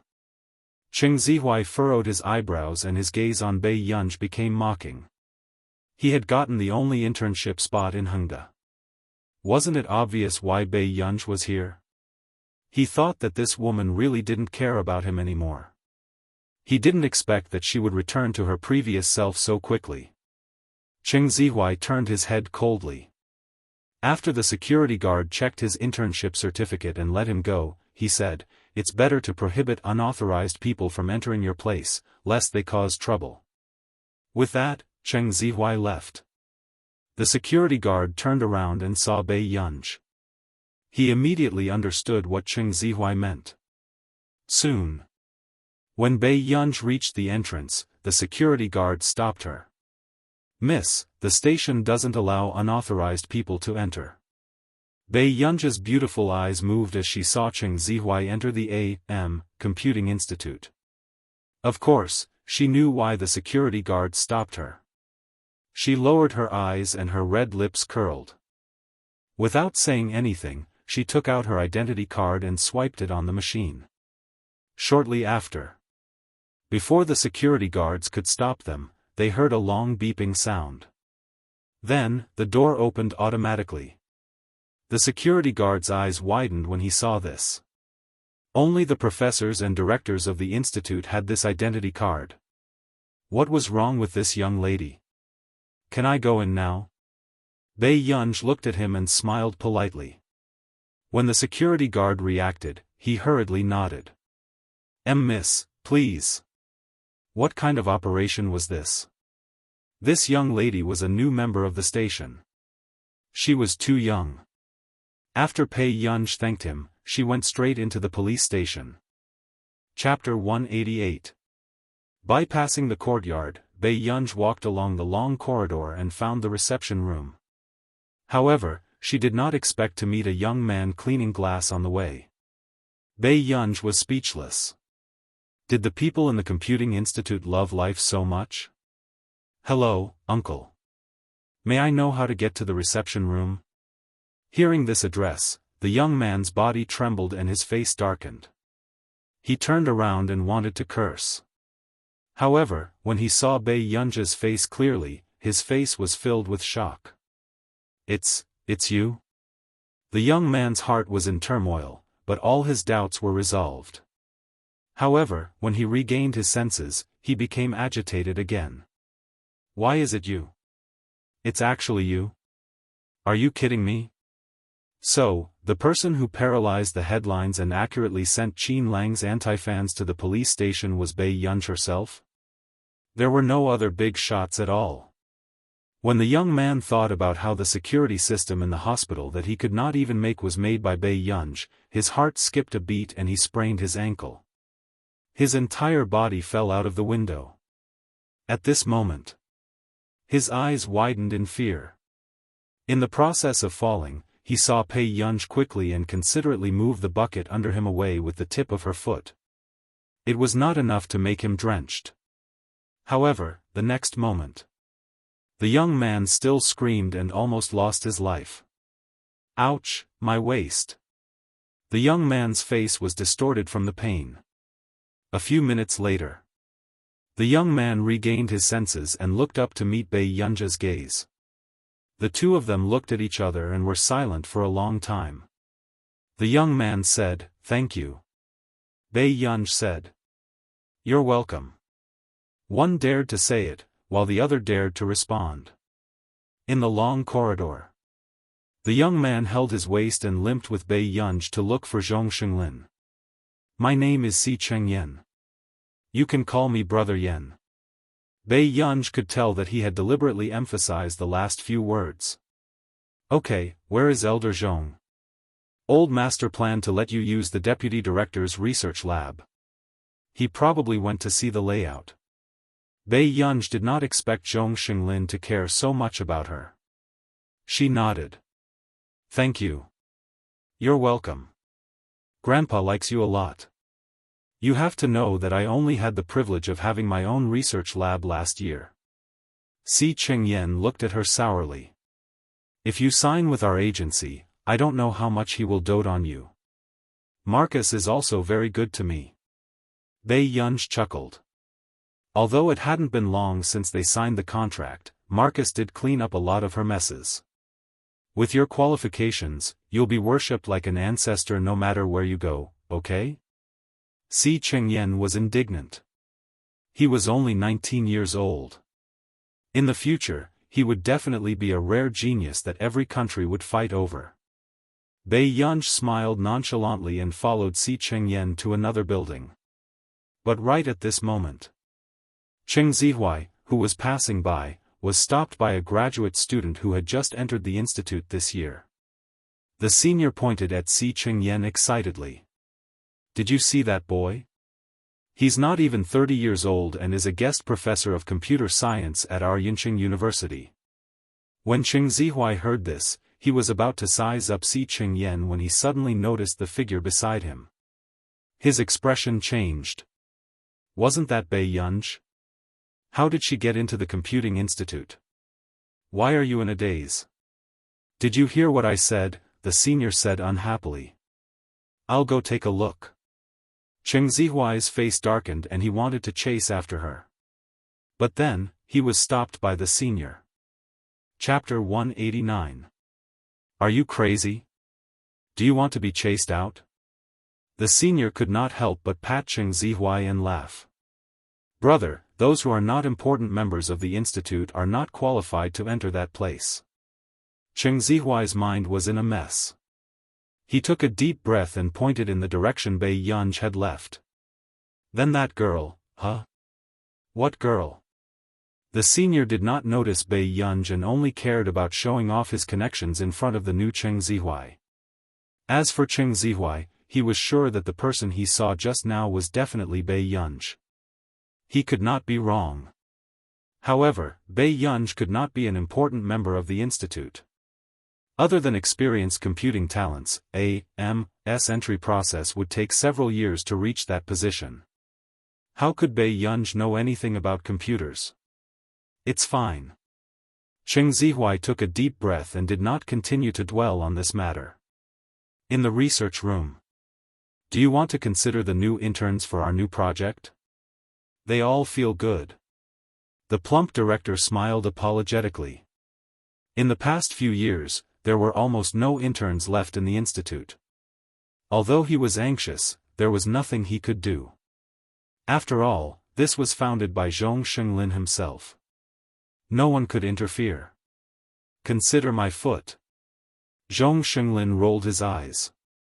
When he thought about how Marcus could poach someone from Yuncheng across the ocean, he was so angry that his lungs hurt. The director was shocked. He did not know why Zhong Xinglin had been so hot-tempered recently. Then this research room. The director asked carefully. It's for someone else, Zhong Xinglin said matter-of-factly. The director continued to ask, not from our institute? I haven't poached her yet. Zhong Xinglin was also a little worried. That girl looked young, but he could not figure out what she was thinking. However, when the director heard this, his eyelids twitched. You didn't manage to poach her, so you let her come to our private research room? Wasn't this too much? Back then, Si Qingyan had hugged Zhong Xinglin's thigh and begged shamelessly for a year before he had a private research room. She's worth it. After Zhong Xinglin said this, he chuckled at the department head. If I don't have any ideas about her and continue to guide those interns, I don't know if I will still have any hope of seeing my juniors win the Busaka Prize before I die. Busaka Prize? The director's expression changed. How could a member of the Foreign Institute be so capable? She's from the Marcus Research Institute. She was the one who proposed the key project of our nation's computing institute this year. Hearing Zhong Xinglin's words, the director's scalp went numb. Since Superintendent Zhong was trying to poach people, wouldn't Marcus fly over from country R to fight with Superintendent Zhong? The new member they are talking about? Zhong Xinglin and Marcus, important members of the Computing Institute, knew each other.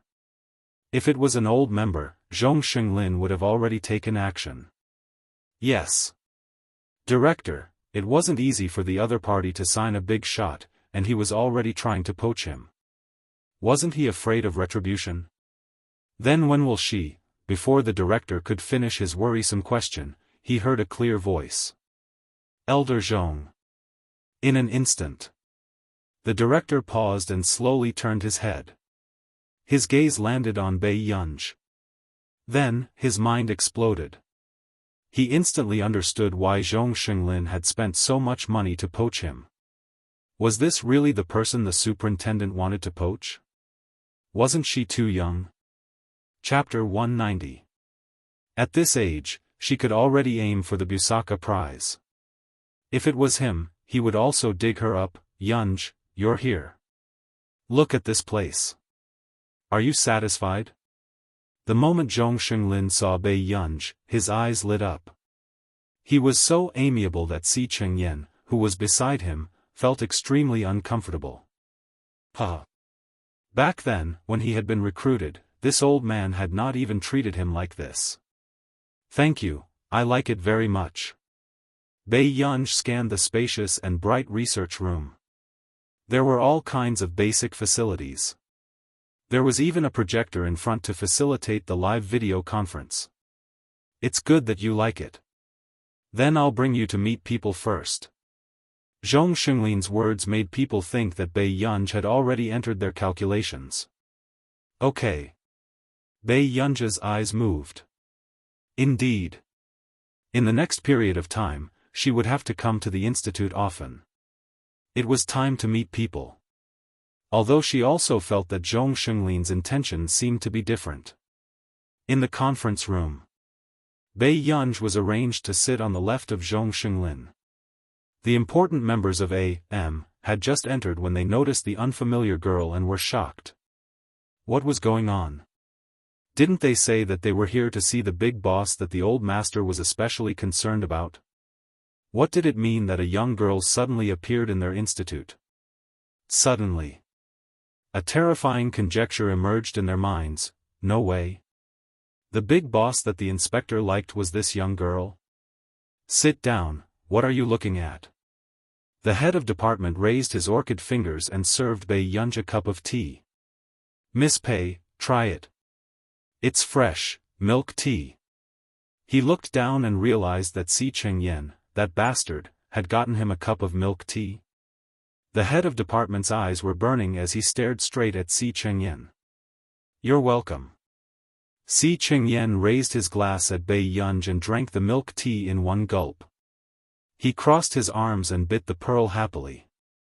Bei Yunj took the teacup as her overly beautiful eyes curved lazily. She didn't seem like a difficult person to interact with. Seeing this, The director and director both heaved a sigh of relief. Come, let me introduce you. This is Bei Yunj. She's the little girl I mentioned to everyone before. Zhong Xinglin turned around excitedly. Yunj, introduce yourself. When Bei Yunj heard this, she felt the gazes around her. She was silent for a moment and swallowed the pearl unhurriedly. Hello, everyone. I'm Bei Yunj, a member of Country R's Institute of Computational Technology. As soon as he finished speaking, the atmosphere was cold and awkward. Everyone, oh, he hadn't been poached yet. At the same time, in the meeting room of another building, Cheng Zihuai frowned. Didn't you say that we have a meeting at 11? The boy next to him shook his head and whispered into his ear mysteriously. I heard that the professor who is going to give us a speech is having an impromptu meeting. In the next building, the big shots were having a meeting. Do you understand? All of them are immortals. An impromptu meeting at this time? Cheng Zihuai pursed his lips. However, as an intern, he had no right to speak. I think a big boss came. The institute values her very much, the boy said nonchalantly. Hearing this, Cheng Zihuai's expression softened a little.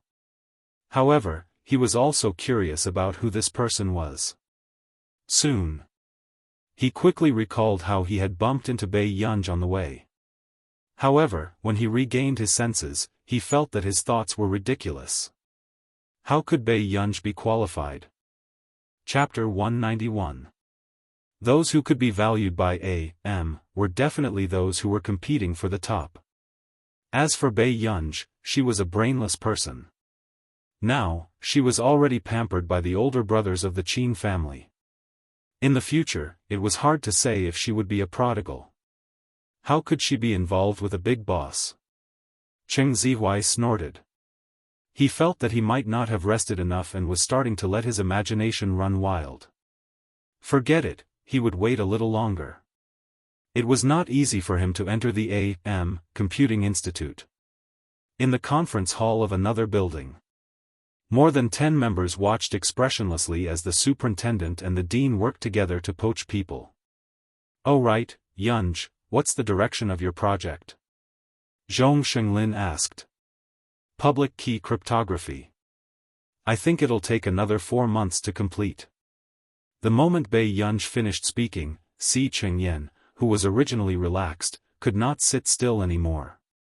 Public key cryptography? Si Chengyan suddenly remembered. You're the one who did Marcus's key project this year? I'm the person in charge. The moment Bei Yunj finished speaking, the other members looked up abruptly. Their faces were filled with shock as they sucked in a breath of cold air. Very few people did research in this direction, so there was not much information in this area. Therefore, it was difficult to produce results. However, as Marcus's new member, Bei Yunj brought along a key project right from the start. Wasn't her intention obvious? She was F*King aiming for the Busaka prize. Marcus was not a fool. Without full confidence, he would not spend so much effort on Bei Yunj.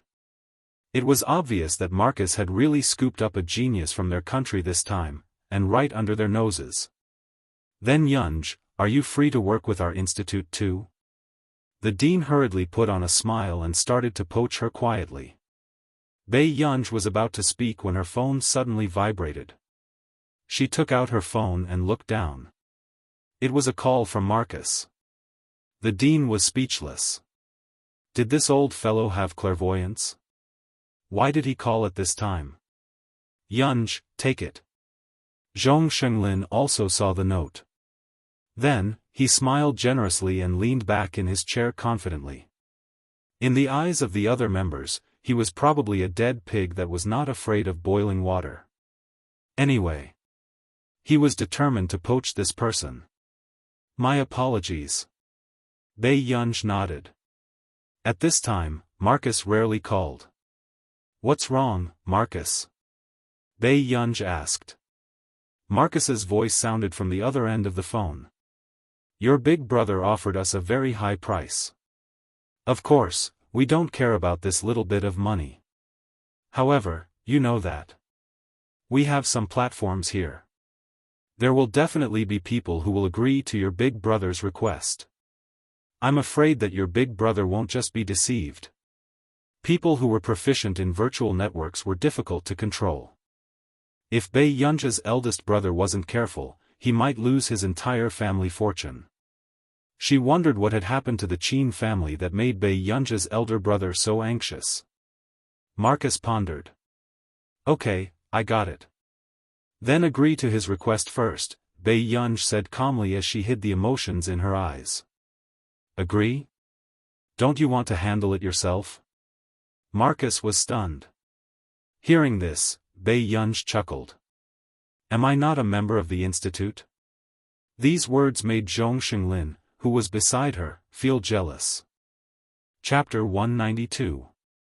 When Marcus heard this, he understood. Suddenly. He said, Yunj, are you at the A.M. Institute?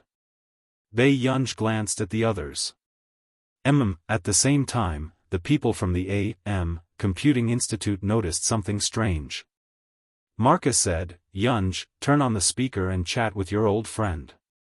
Bei Yunj raised an eyebrow and turned on the speaker after asking Zhong Xinglin.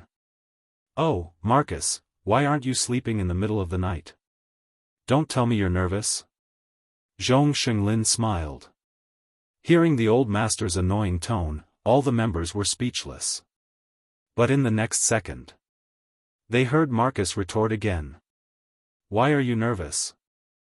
I'm embarrassed that my Yunj is working at the place you borrowed. Look, I even transferred some funds to you.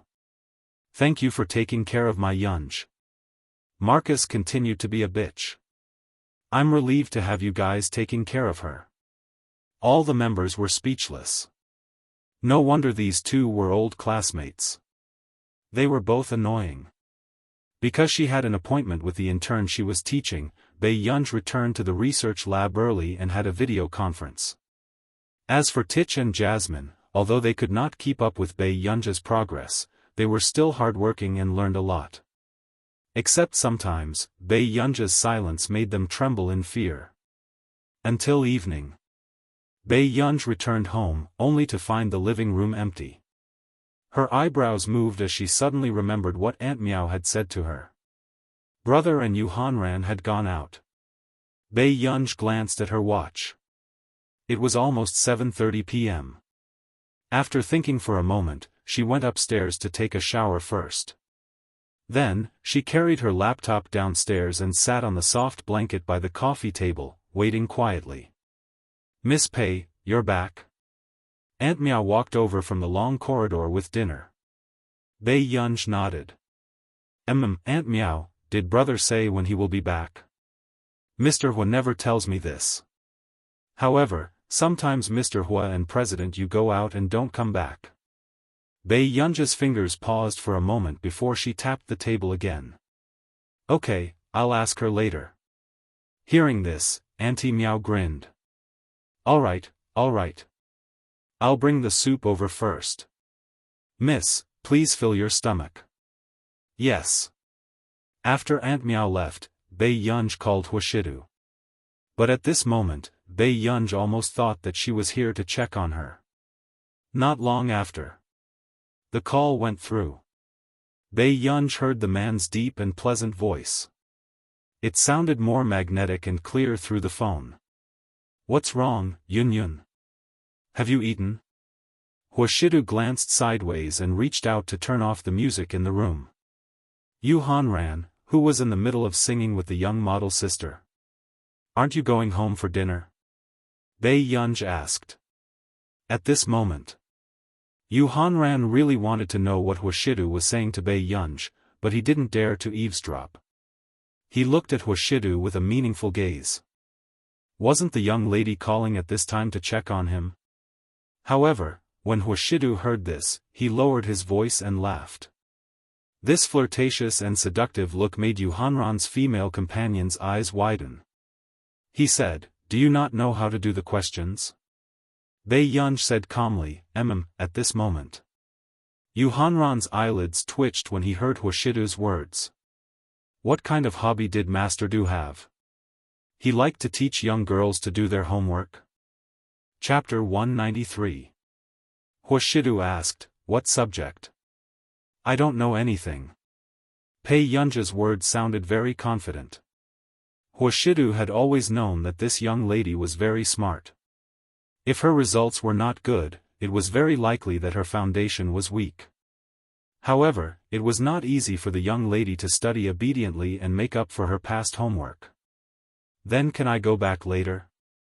Hoshidu's eyes darkened even more, but there was a casual joke in them. Yuhanran, who had been eavesdropping, really felt that he almost did not recognize Hoshidu in front of him. Was Master Du blooming after 10,000 years? He actually knew how to tease young ladies. However, when he thought of Bei Yunj in her school dress, Yuhanran felt that Master Du's feelings were full of taboos. Was that Miss Pei an adult? At the same time, Bei Yunj thought of what Aunt Miao had said and her beautiful eyes moved.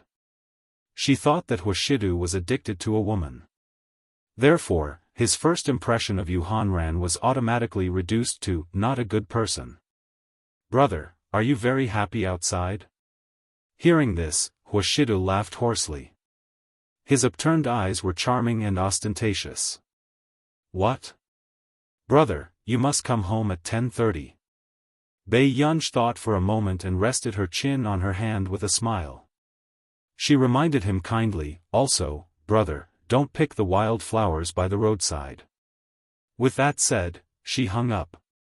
In the private room, Yuhanran looked at Hoshidu, who seemed to have something to say, and suddenly realized something. Their Master Du had been hung up on by a young lady. Master Du, look. Young ladies are like this. They're straightforward. How can there be a 26-year-old woman who's flirtatious and sensible?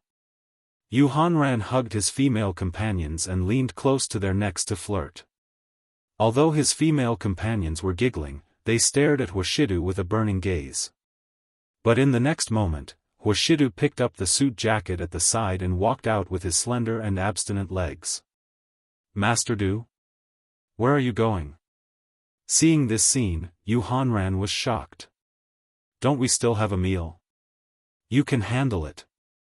With that, Hoshidu pushed open the door, leaving behind a quickly disappearing figure. Master Du likes young girls? One of the female companions couldn't help but ask as she stuck close to Yuhanran. I say, baby, don't even think about him. Yuhanran touched her chin, but his smile didn't reach his eyes. Smart girls shouldn't seek their own deaths. Hearing this, the female companion shuddered and hurriedly nodded. Seeing this, Yuhanran also regained his leisure as if nothing had happened just now.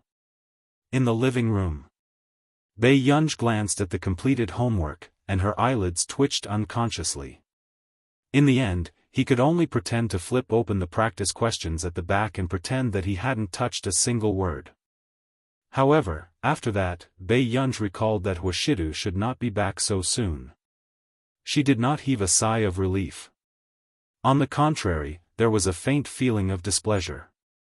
It was as if something she liked had been taken away by someone else.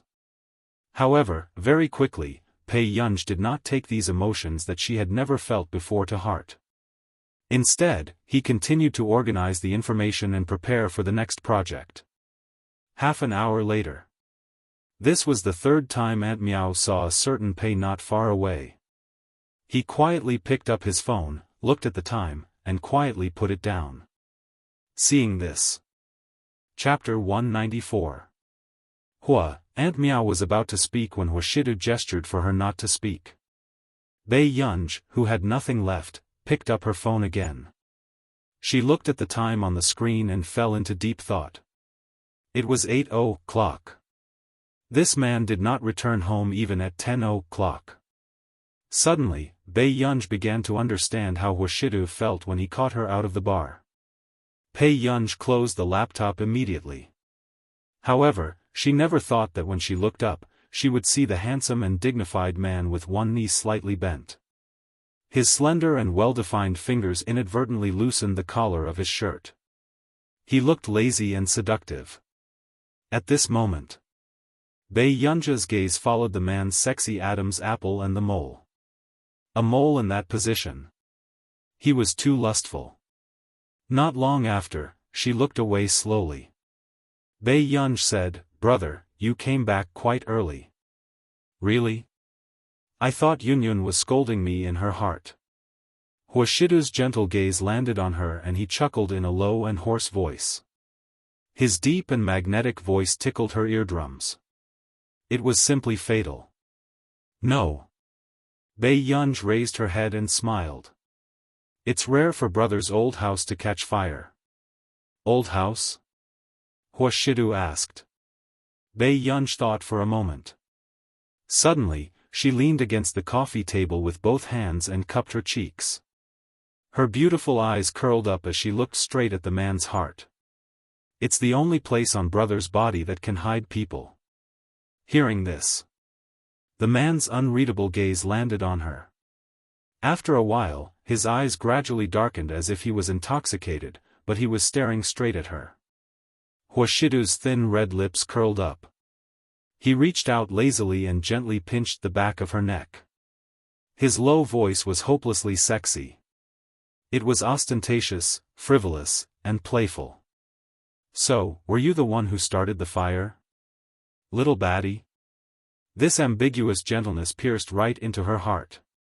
It made people's hearts go numb. At this moment, Bei Yunj also froze. Why did this man make people feel that he was seductive and lustful? Uncontrollable. The image of this man in bed appeared in Bei Yunja's mind. It was simply fatal. "Brother, have you eaten?" Bei Yunj subconsciously changed the topic. "No, I have to rush back to look at the flowers at home." The man smiled faintly. "I take care of them every day. They are much more delicate than the wild flowers outside." Bei Yunj accidentally met with his unwavering eyes to look at her. S2's a little. She stood up and went to look for Aunt Meow. S2's. Seeing this, Huashidu chuckled nonchalantly. Then, he leaned back on the sofa and unbuttoned 2 buttons. Ants. Bei Yunj was still tutored for half an hour before she went upstairs to sleep. The next day. Hongda High School. Why did they all to? The moment Bei Yunj returned, she found that everyone was in a hurry. "Today's the exam." Lu Yuanci said naturally. "When did you find out?" Bei Yunj did not know which examination hall she was in. "Just now." Lu Yuanci patted her shoulder. "It's okay, desk mate. I won't be surprised no matter how much you score." After all, she was someone who had joined the class by donating a building to Hongda. Bei Yunj asked. "How much can you score?" "I can't pass the total score." Chapter 195. Hearing this, Lu Yuanci felt Bei Yunja's gaze on him with faint disdain. Lu Yuanci was speechless. They were about the same and she dared to despise him? "Actually, I'm very good at foreign languages." Lu Yuanci immediately clarified with a proud expression. "It's easy for me to get more than 140 marks. After all, Lu Yuanci grew up overseas and returned to the country in the second year of junior high. You're amazing." Bei Yunj replied casually as she searched for her stationery in the drawer. Lu Yuanci's competitive spirit was immediately aroused. "You don't believe me, right? This time, I'll let you realize what a true genius is." With that said, Lu Yuanci left for the examination hall in high spirits. However, Bei Yunja's eyelids moved. She didn't understand why a boy of this age was so silly.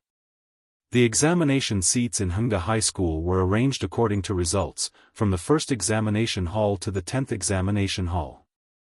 "Jiao, you're already like this and you still insist on taking the exam? You're working too hard." The female classmate helped Qin Youjiao to the first examination hall and sat down in the second seat. Qin Youjiao smiled. I feel that my study condition hasn't been too good recently, so I wanted to come and test it.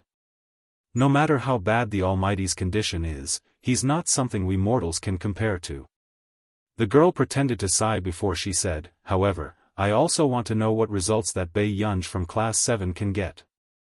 I heard that she cheated in the exam and was punished before she changed schools, right? TSK, they're both the eldest young miss of the Qin family. The gap between her and you is too big. Okay, let's not talk about her anymore. Qin Yojiao deliberately restrained her smile and said expressionlessly, I don't want Dad, Mom, and second brother to blame me for anything anymore. When this scene landed in the eyes of others, it made them remember those especially mean words to Qin Yojiao online. Qin Yojiao had only posted a post and didn't cause any substantial harm to Bei Yunj. Besides, she had apologized sincerely. Was there a need for those people to insist on it? At this thought, many people even felt that Bei Yunj was not a good person. At the very least, Qin Yojiao had already apologized and deserved to be scolded so badly. Why wasn't Bei Yunj coming out to help her? Jiao, you don't have to feel guilty. Even if Director Lin is not interested in money, what about Bei Yunj? The female classmate's expression was disdainful, but it was difficult to hide her jealousy in her tone. She was brought up by Director Lin, but doesn't she still want to return to the Qin family? I don't believe that she's doing this for the sake of kinship. In the end, she's still here to compete with you for the family property. Okay, you should go to the examination hall quickly too. Qin Yojiao sighed helplessly. Yes. I'll take my leave then. After the female classmate left, Qin Yojiao smirked at the thought of the parent-teacher conference next week. She really couldn't miss this monthly test. She wanted her second and third brothers to see clearly how unworthy Bei Yunj was to return to the Qin family. Bei Yunj was not familiar with Hengde. When she entered the examination hall, she realized that Lu Yuanci was still sitting next to her. She glanced at Lu Yuanci, who was sleeping on the table, and her eyelids moved. She walked over and knocked on his table. Lu Yuanci, you're sitting in the wrong seat. However, Lu Yuanci clearly did not expect that there would be a day when he would have to give up his position after sitting in the last place for more than a year. Are you getting up? There was a hint of impatience in Bei Yunj's beautiful eyes. Lu Yuanci held back his laughter and slowly moved up a seat. Bei Yunj was speechless. Chapter 196. It was probably because the last 40 students were more fixed. As a result, there was suddenly an eye-catching girl who attracted a lot of attention. However, when the invigilator handed out the papers, the students' attention was diverted and their faces gradually became dejected. At this moment, Bei Yunj glanced at the paper and was about to answer the questions when she remembered how Huashidu patiently taught her the questions yesterday. She stopped writing and thought for a moment. After about 10 minutes of writing, she leaned on the table to rest. After a whole day of exams, Lu Yuanci was still full of confidence in himself. He turned and asked, "Deskmate, how did you do?" "Barely," Bei Yunj said slowly. Hearing this, Lu Yuanci looked at her with pity. He couldn't bear to expose Bei Yunj's stubbornness. "Don't worry, I'll still choose you next time when we change seats according to the results." Bei Yunj, after school. Bei Yunj had just left Hengde High School when she was stopped by someone. Bei Yunj turned and saw Mr. Qin walking towards her, attracting a lot of attention. Although Mr. Qin was in his 40s or 50s, he didn't look old. He was wearing a neat suit and his elegant eyes were calm and wise. "What's the matter?" Bei Yunj raised her eyebrows. Her naturally smiling eyes didn't have any warmth. "How have you been recently?" Mr. Qin looked uneasy and his throat was dry. "Jiao doesn't live with your third brother anymore. Why don't you move back home?" During this period, Mr. Qin had thought a lot. He suddenly realized that he owed his daughter a lot. Ever since Bei Yunj returned home, he had only said a few words of concern, but he had never fulfilled his responsibility as a father. And Mrs. Qin was even worse. "Mr. Qin, I'm doing very well now and I don't plan to go back." Bei Yunja's eyes were similar to Mrs. Qin's, but they were brighter and more flamboyant. "If you can take care of your daughter and wife, I'll lead a better life." Hearing this, Mr. Qin's body froze. The corners of his lips moved subconsciously. "Gu, you're also my daughter." "I." Before Mr. Qin could finish speaking, he saw Bei Yunja's calm and composed expression. In an instant, his face burned, and he lost his voice. He had no right to say that Gu was his daughter. "Gu if you don't like Jiao, then I won't let you see her so much in the future. I know about what happened on Tieba, and I understand that you have been wronged." Mr. Qin's lips moved, but his voice softened as he muttered, "But she's still my daughter. I hope you don't hate her." However, Bei Yunj sneered when she heard this. When Father Qin heard this, it was a little jarring. Then, she said casually, "Mr. Qin, no matter whose daughter Qin Youjiao is, she has to pay back the debt she owes." When Mr. Qin heard this, his heart tightened, and his expression became even more miserable. However, when Bei Yunj saw this scene, she was still indifferent. "Don't look for me in the future. I'm very busy." Bei Yunja's tone was cold. With that said, she was ready to leave. Suddenly, "Gu, tomorrow night is old Madame Lu's birthday.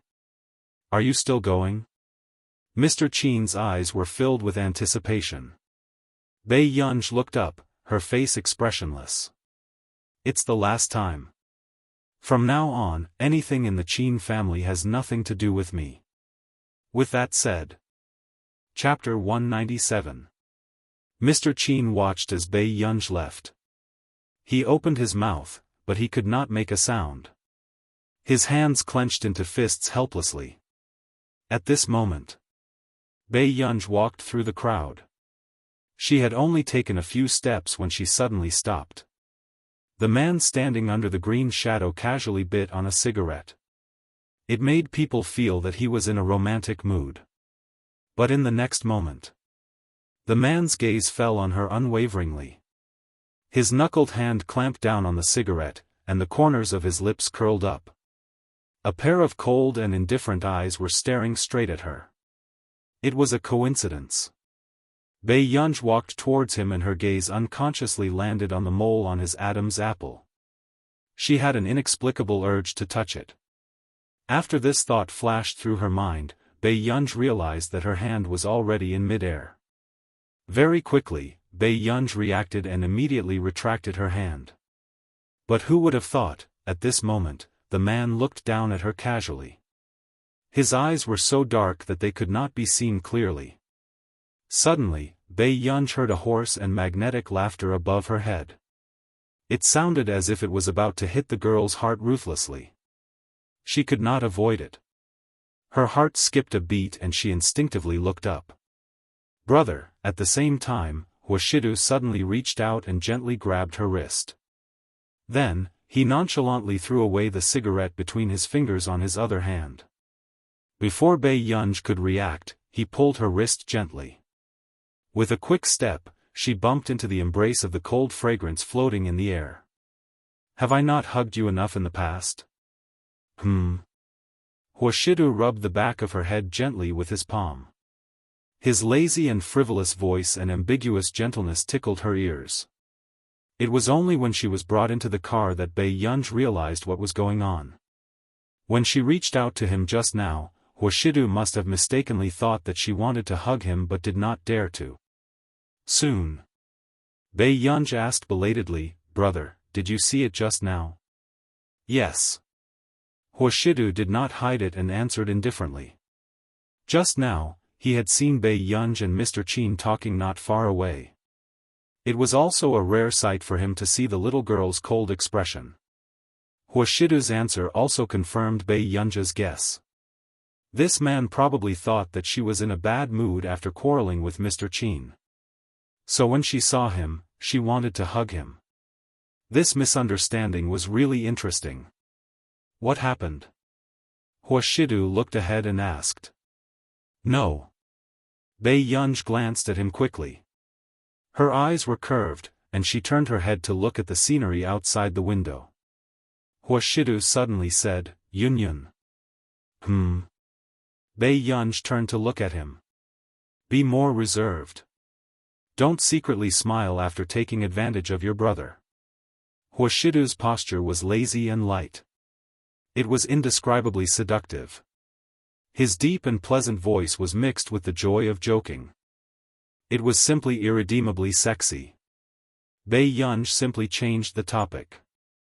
He came to look for me just now because he wants me to go to the Liu family's birthday banquet tomorrow night. You don't want to go? Go. It's the last time I'll listen to him. Bei Yunj glanced at him again. Brother, why are you free to come and pick me up today? I heard that today is Hengda's February exam. Bei Yunj, why was he more informed than her? Why didn't Yunyun tell me about this? Huashidu asked unhurriedly. Chapter 198. Bei Yunj could not answer for a moment. Huashidu asked again, You don't want to tell me? No. Bei Yunj pulled up her hood and covered most of her face, revealing only her sharp chin. She slowly turned her head away. I only found out today. Hearing this, Huashidu glanced at Bei Yunj. The tip of his throat rolled and he let out a soft laugh. He did not ask further. This child was really difficult to control. The next evening, Bei Yunj went straight to the Liu family. At the Hua Corporation. In the office. Master Du, Miss Pei is going to the Liu family today. Aren't you going to take a look? Tseng Su probed carefully. I've prepared a gift. Just send it over. Hearing the man's words, Guosu's eyelids twitched. Then why did you keep texting Miss Pei today? You just want Miss Pei to ask you to accompany her. Guosu cursed silently, but he did not dare to show it on his face. Suddenly, a glint flashed across his eyes and he quickly said, But the Yu family will go. President Yu's appearance will definitely cause another commotion. Commotion? Huashidu raised his pale eyes and looked at him. His slender fingers tapped on the table casually. It's just that, many socialites will think of ways to get close to President Yu. In the past, Tseng Su had always attended those banquets on Huashidu's behalf. He naturally knew how popular Yu Hanran was to those socialites and young ladies. As long as there was competition, these young ladies who claimed to be of noble status would inevitably be jealous. And people like Bei Yunj, who did not know the socialites in the circle, were the easiest to be ostracized. After a while, Tseng Su saw that Huashidu did not speak and said, President Yu knows Miss Pei and will definitely go up to greet her. When that time comes, Miss Pei would become a thorn in his side. However, before he could finish speaking, Huashidu interrupted him. Tell Yu Hanran to know his limits. Huashidu looked up. His tone was light and lazy, but for some reason, it was suffocating. At this moment, even Tseng Su did not react. He had not finished speaking. Why was Master Du so unhappy? Suddenly, he regained his senses and looked at Huashidu with a complicated gaze. President Yu couldn't even greet Miss Pei? Wasn't Master Du being too strict with him? In the Liu family, the scenery of the garden was pleasing. The lamplight and candlelight reflected each other's brilliance. The fragrance of clothes and the shadows of hair shadowed the surroundings as they chatted and laughed. Jiao Jiao, you're finally here. Ling Jiwei was wearing a dress that had been specially prepared for her. She looked delicate and charming. My legs, to thank you so much to come all the way here. Qin Youjiao sat in the wheelchair and looked at Cheng Zihuai, who was pushing the wheelchair, with a sweet and shy expression, SSS twos twos, to my's to s to. Of course, it's of her T.S. Qin Youjiao had just finished speaking when suddenly, someone put a suit jacket over her shoulders. She turned around and saw Cheng Zihuai smiling as he said, "The wind is so strong. Don't catch a cold. Aren't you being too biased, Senior Cheng? I'm wearing less than Jiao Jiao. Why aren't you draping it over me?" Ling Jiwei teased. "Jiao Jiao is weak." Although Cheng Zihuai said this, his gaze was gentle as he looked at Qin Youjiao. Chapter 199. Tisk, I'm just strong. With that said, Ling Jiwei said enviously, "In the past, I always saw Jiao Jiao and Senior Cheng quarreling. Now that I can see the two of you being so sweet, I'm very happy too." At this point, Ling Jiwei suddenly thought of the person in her class. She changed the topic and laughed coldly. Lest some scheming people think of ways to be the third party. Hearing this, Cheng Zihuai's eyes darkened and he did not clarify. Actually, he had deliberately approached Bai Yunj back then to make Qin Youjiao jealous. Although he knew that Bai Yunj had always had a crush on him. Qin Youjiao sized up the people around her casually. "Okay, stop talking. Bai Yunj will be here today too." Her. Ling Jiwei's eyes widened and she could not help but laugh coldly. What right does she have to come? Is this a place she can come to? Bai Yunj was completely incompatible with their circle. Which socialite would be willing to interact with someone like Bai Yunj? My father went to look for Bai Yunj. Qin Youjiao's eyelashes fluttered. She was wearing a long white dress and looked pitiful. Uncle Qin is too kind to let Bai Yunj do this. With that said, Ling Jiwei suddenly thought of something and looked at Qin Youjiao excitedly.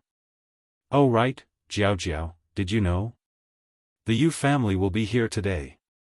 Yu Hanran? Qin Youjiao's eyes flashed as she remembered that Yu Hanran and Huashidu had gone to the Qin family last time for Bai Yunj. She clenched her fists unconsciously. That's right. However, there's also the eldest young miss of the Yu family. I heard that President Yu has a very good relationship with Miss Yu. Ling Jiwei was still eager to try. Her excitement could be heard in her voice. That's the Yu family. A true top aristocratic family. How great would it be if I could be friends with Miss Yu? Miss Yu rarely appears at these gatherings.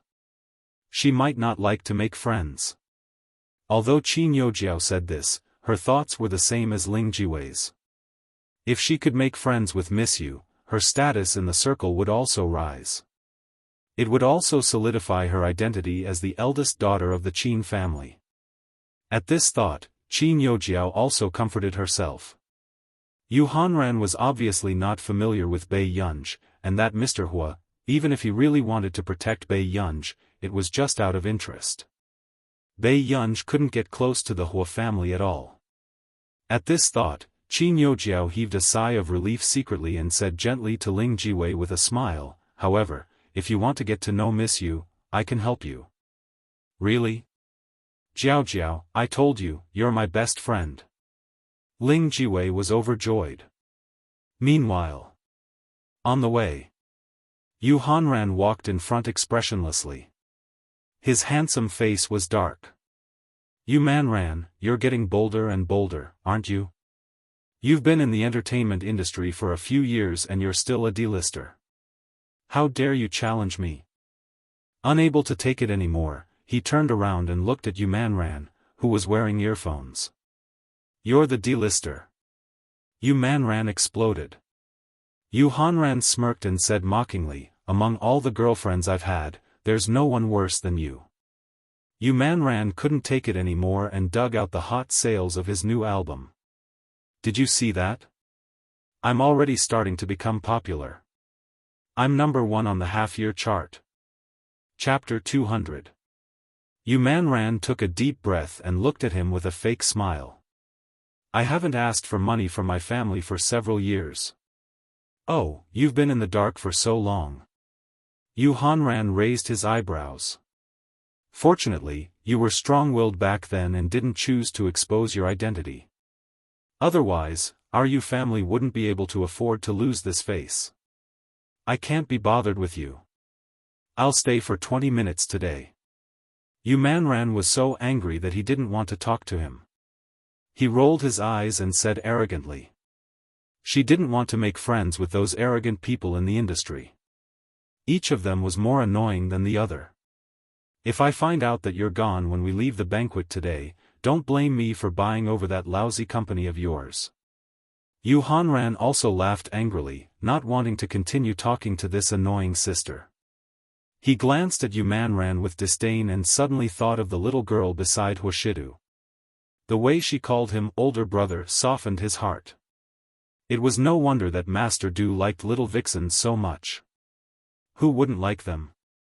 Yu Hanran, how dare you? It's good to change it to a square park, Yu Hanran said faintly. Yu Manran was speechless. Brother, I was wrong. Seeing Yu Manran admit defeat, Yu Hanran snorted and deliberately messed up her hair before he stopped and left. This be ****.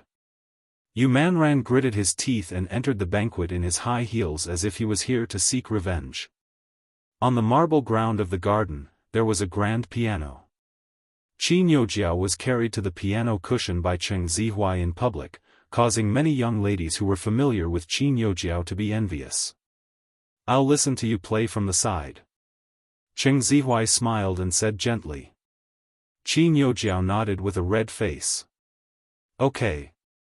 It was only after Cheng Zihuai left that Ling Jiwei bent down and whispered into Qin Youjiao's ear, Miss Yu is already here. I heard that she's very interested in piano. Jiao, we'll have to rely on you. Hearing this, a smile appeared on Qin Youjiao's face. She only played the piano keys casually and nodded. Don't worry. She would seize this opportunity to make the young lady of the Yu family interested in her. Soon. The sound of the piano gradually rang out. It was an unfamiliar tune that he had never heard before, and it was especially eye-catching. Everyone turned to look at the girl in a white dress who was playing the piano. Her appearance was elegant and refined, leaving a deep impression in one's mind. In the next moment, even Yu Manran, who had just arrived at the banquet, was stunned when he heard the skillful and pleasant sound of the piano. She was attracted to the sound of the piano and saw the person playing it clearly. Qin Youjiao was indeed worthy of the title of a young pianist and was indeed a talented young girl. However, at this moment, the first person that Yu Manran thought of was Bai Yunj. At the same age, Bai Yunj's creative ability was already astounding. There were even well-known musicians in the country who took the initiative to contact the composer after hearing her new song. All of this proved that Bai Yunj's terrifying strength had yet to be fully displayed. This person was still a mystery. Yu Manran stared at Qin Youjiao, his thoughts already starting to blank out.